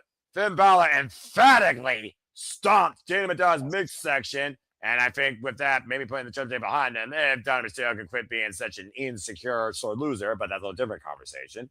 We saw Paul Heyman crash out, and that was fucking beautiful. Yes, I love that so much. And Logan Paul put out the building, so no one gives a shit what he said. But then Braun Breaker came out and says, I'm going to put you through hell every single day. Seth tried to assault him, left his mark. But we also literally saw Seth get obliterated with a spear. As we get back here to Monday Night Raw for our main event segment. And of course, the man himself closing things out. Our OTC, our Tribal Chief, our new World Heavyweight Champion, Roman Reigns, with Jimmy and Jey Uso in the ring with him. Welcome back to reality. 2 years later. Crazy, man. No kidding. 2 years it took us to get back to the place of Roman walking into the next night after WrestleMania as the champion again. And of course, Jeff, he's going to, of course, command his town to do one thing. Acknowledge me. Hey, with the people I'm riding with this weekend into Vegas, I will throw the ones up in the sky on the way down the strip.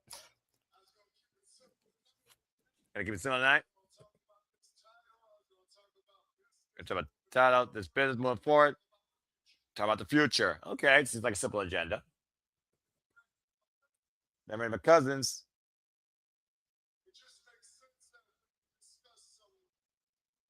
Discuss some family business first. Oh. That's usually a stressful situation, I think. Jimmy's like, what the fuck now? Damn it. Oh, okay. Whew. I missed this. Yeet.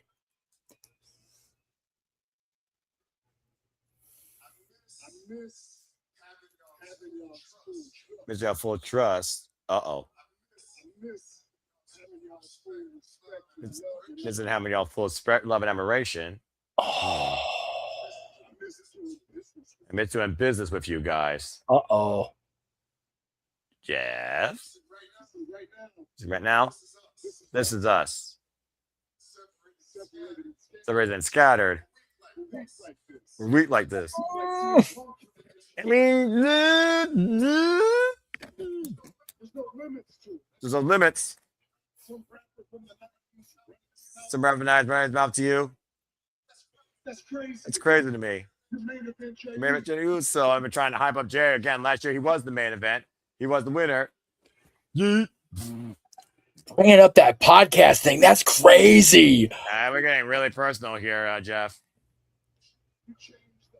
Change the whole environment. You got watch rappers run their mouths. Right?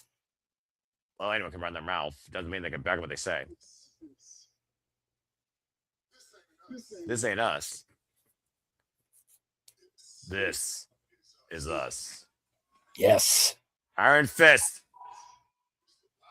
This is the power. We all come together. Nobody can touch it. I mean, it's true. Yeah. It's the concept. With this, we end this business for 4 years straight. Accurate. Reality, Jeff. Reality. I know. I agree with him, but I'm not here to serve me. I'm not asking you to be my blood and stand with me. oh, okay. Okay. Slightly different outlook. Yeah. See what Jim has to say about that. He was the most obedient on the bloodline. I'm so scared right now. I don't know what. I mean, you had to consider this was going to be a possibility with Roman Reigns back with his championship. I'm just saying. No, I'm fine with it, but When I say this, UDC is supposed to be our tribal chief. okay. Is that Blind City? They the twos, They're the twos, and we the ones. Mic drop. Oh God. Oh no. Okay. Yep, online. We good. What the hell? Wait a minute. What? Oh my word. Jeff, there's the ones, there's the twos, and then it's fucking Jacob Fatu. If Jacob Fatu aligns with his brother, his cousins, ain't no stopping these guys. Who's the name will challenge them? He's the one that won that damn unsanctioned match. And at the end of the day, on Monday Night Raw. Jacob Fatu was always outspoken about you think?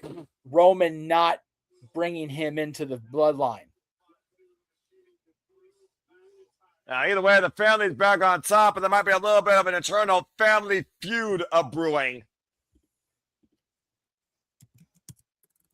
Oh boy! I'm gonna check something real quick here. Just good luck with that. Well, I'm trying to remember the heritage here, so bear with me. Okay. Okay, that doesn't help me either. Jacob Fatu on Monday Night Raw. What the hell?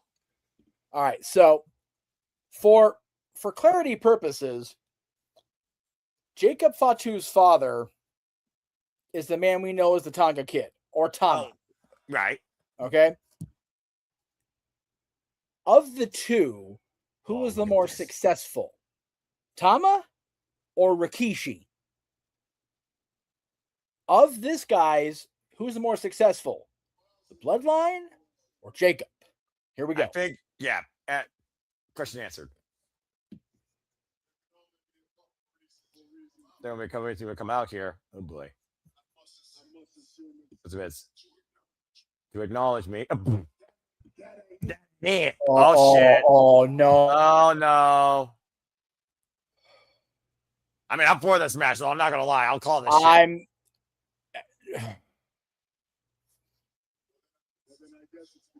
I guess because you want this. Roman, watch your back. I don't want that title. Be very careful, Roman. I need that title. Oh shit!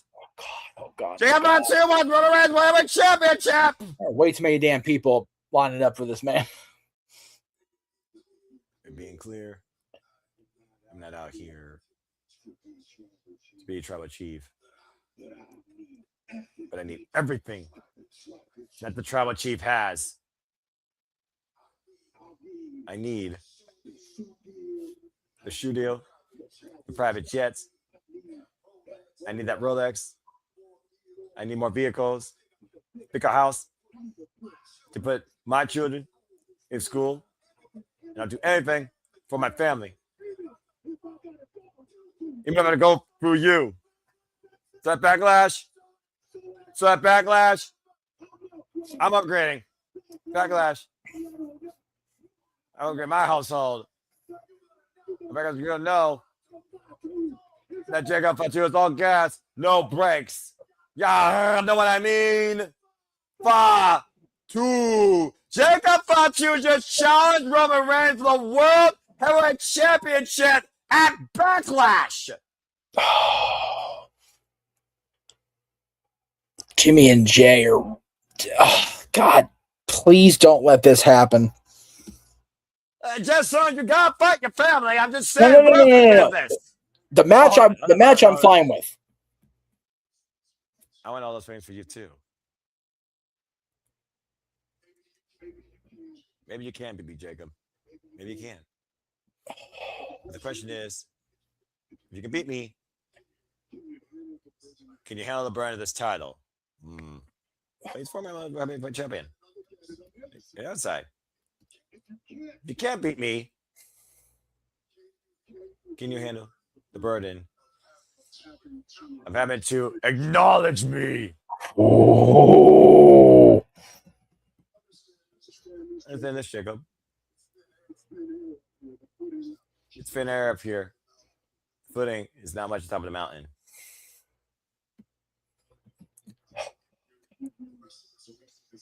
Or give you the rest of the week to think about it. I'm not going to tell you yes, I'm not going to tell you no. But I'm not sure you're ready. So I'll see you next week on Monday Night Raw. Little cousin. Damn! Well, clearly the bloodline is back on top of the line when it comes to the World Heavyweight Championship, and everybody in the family wants a piece of the tribal chief. No, look at Roman. He is not the ultra cocky tribal chief walking up this ramp. No, he's not. He is shook. Well, at the end of the day, the first one to confront of all people is his family, his little cousin. Think about you and Roman Reigns at Backlash. People call Solo the wild card, the extreme, whatever you want to call it. Jacob is the loose cannon of this bloodline. And no shit. This is, my God. Well, as Monday Night Raw concludes, thank you all for tuning in to the Raw After Mania. Before we conclude the festivities, I believe that JJ want to come in here. After. Oh, afterwards? Oh, okay, never mind. Then I guess that's really it. So, yeah, I'm going to keep it nice, short, sweet, and simple. So, again, thank you all for tuning in to our coverage of Monday Night Raw. So now we know, y'all know what I mean, that Jacob Fatu might be the first to challenge the tribal chief. Whether you acknowledge that or not, we acknowledge all of you for tuning into our coverage of the Raw After Mania. It certainly was a little bit of a wild, predictable, unhinged one with a crash out and possibly to come a family fallout. For Jeff Muther, I'm the Seminole Foster saying thank you all so much for tuning in once again to our studios. Until next time, we're on your YouTube feed or on your X, on your device, on any sort of side screen. Make a positive impact in life. Have a good night, and thank you for tuning into our coverage of Raw After Mania. Have a good night, folks. And thank you to everyone who watched us all weekend and pumped this man up and the entire family of channels that we have at the Team Bible Studios up. I am sitting back just proud papa. I love you all. I love you. And this guy will see you as we continue along with our crazy week. And I'll see you tomorrow. Simple as that. Have a good night, folks. Thank you so much for everything for this past fulfilling WrestleMania wrestling-filled week. Take care.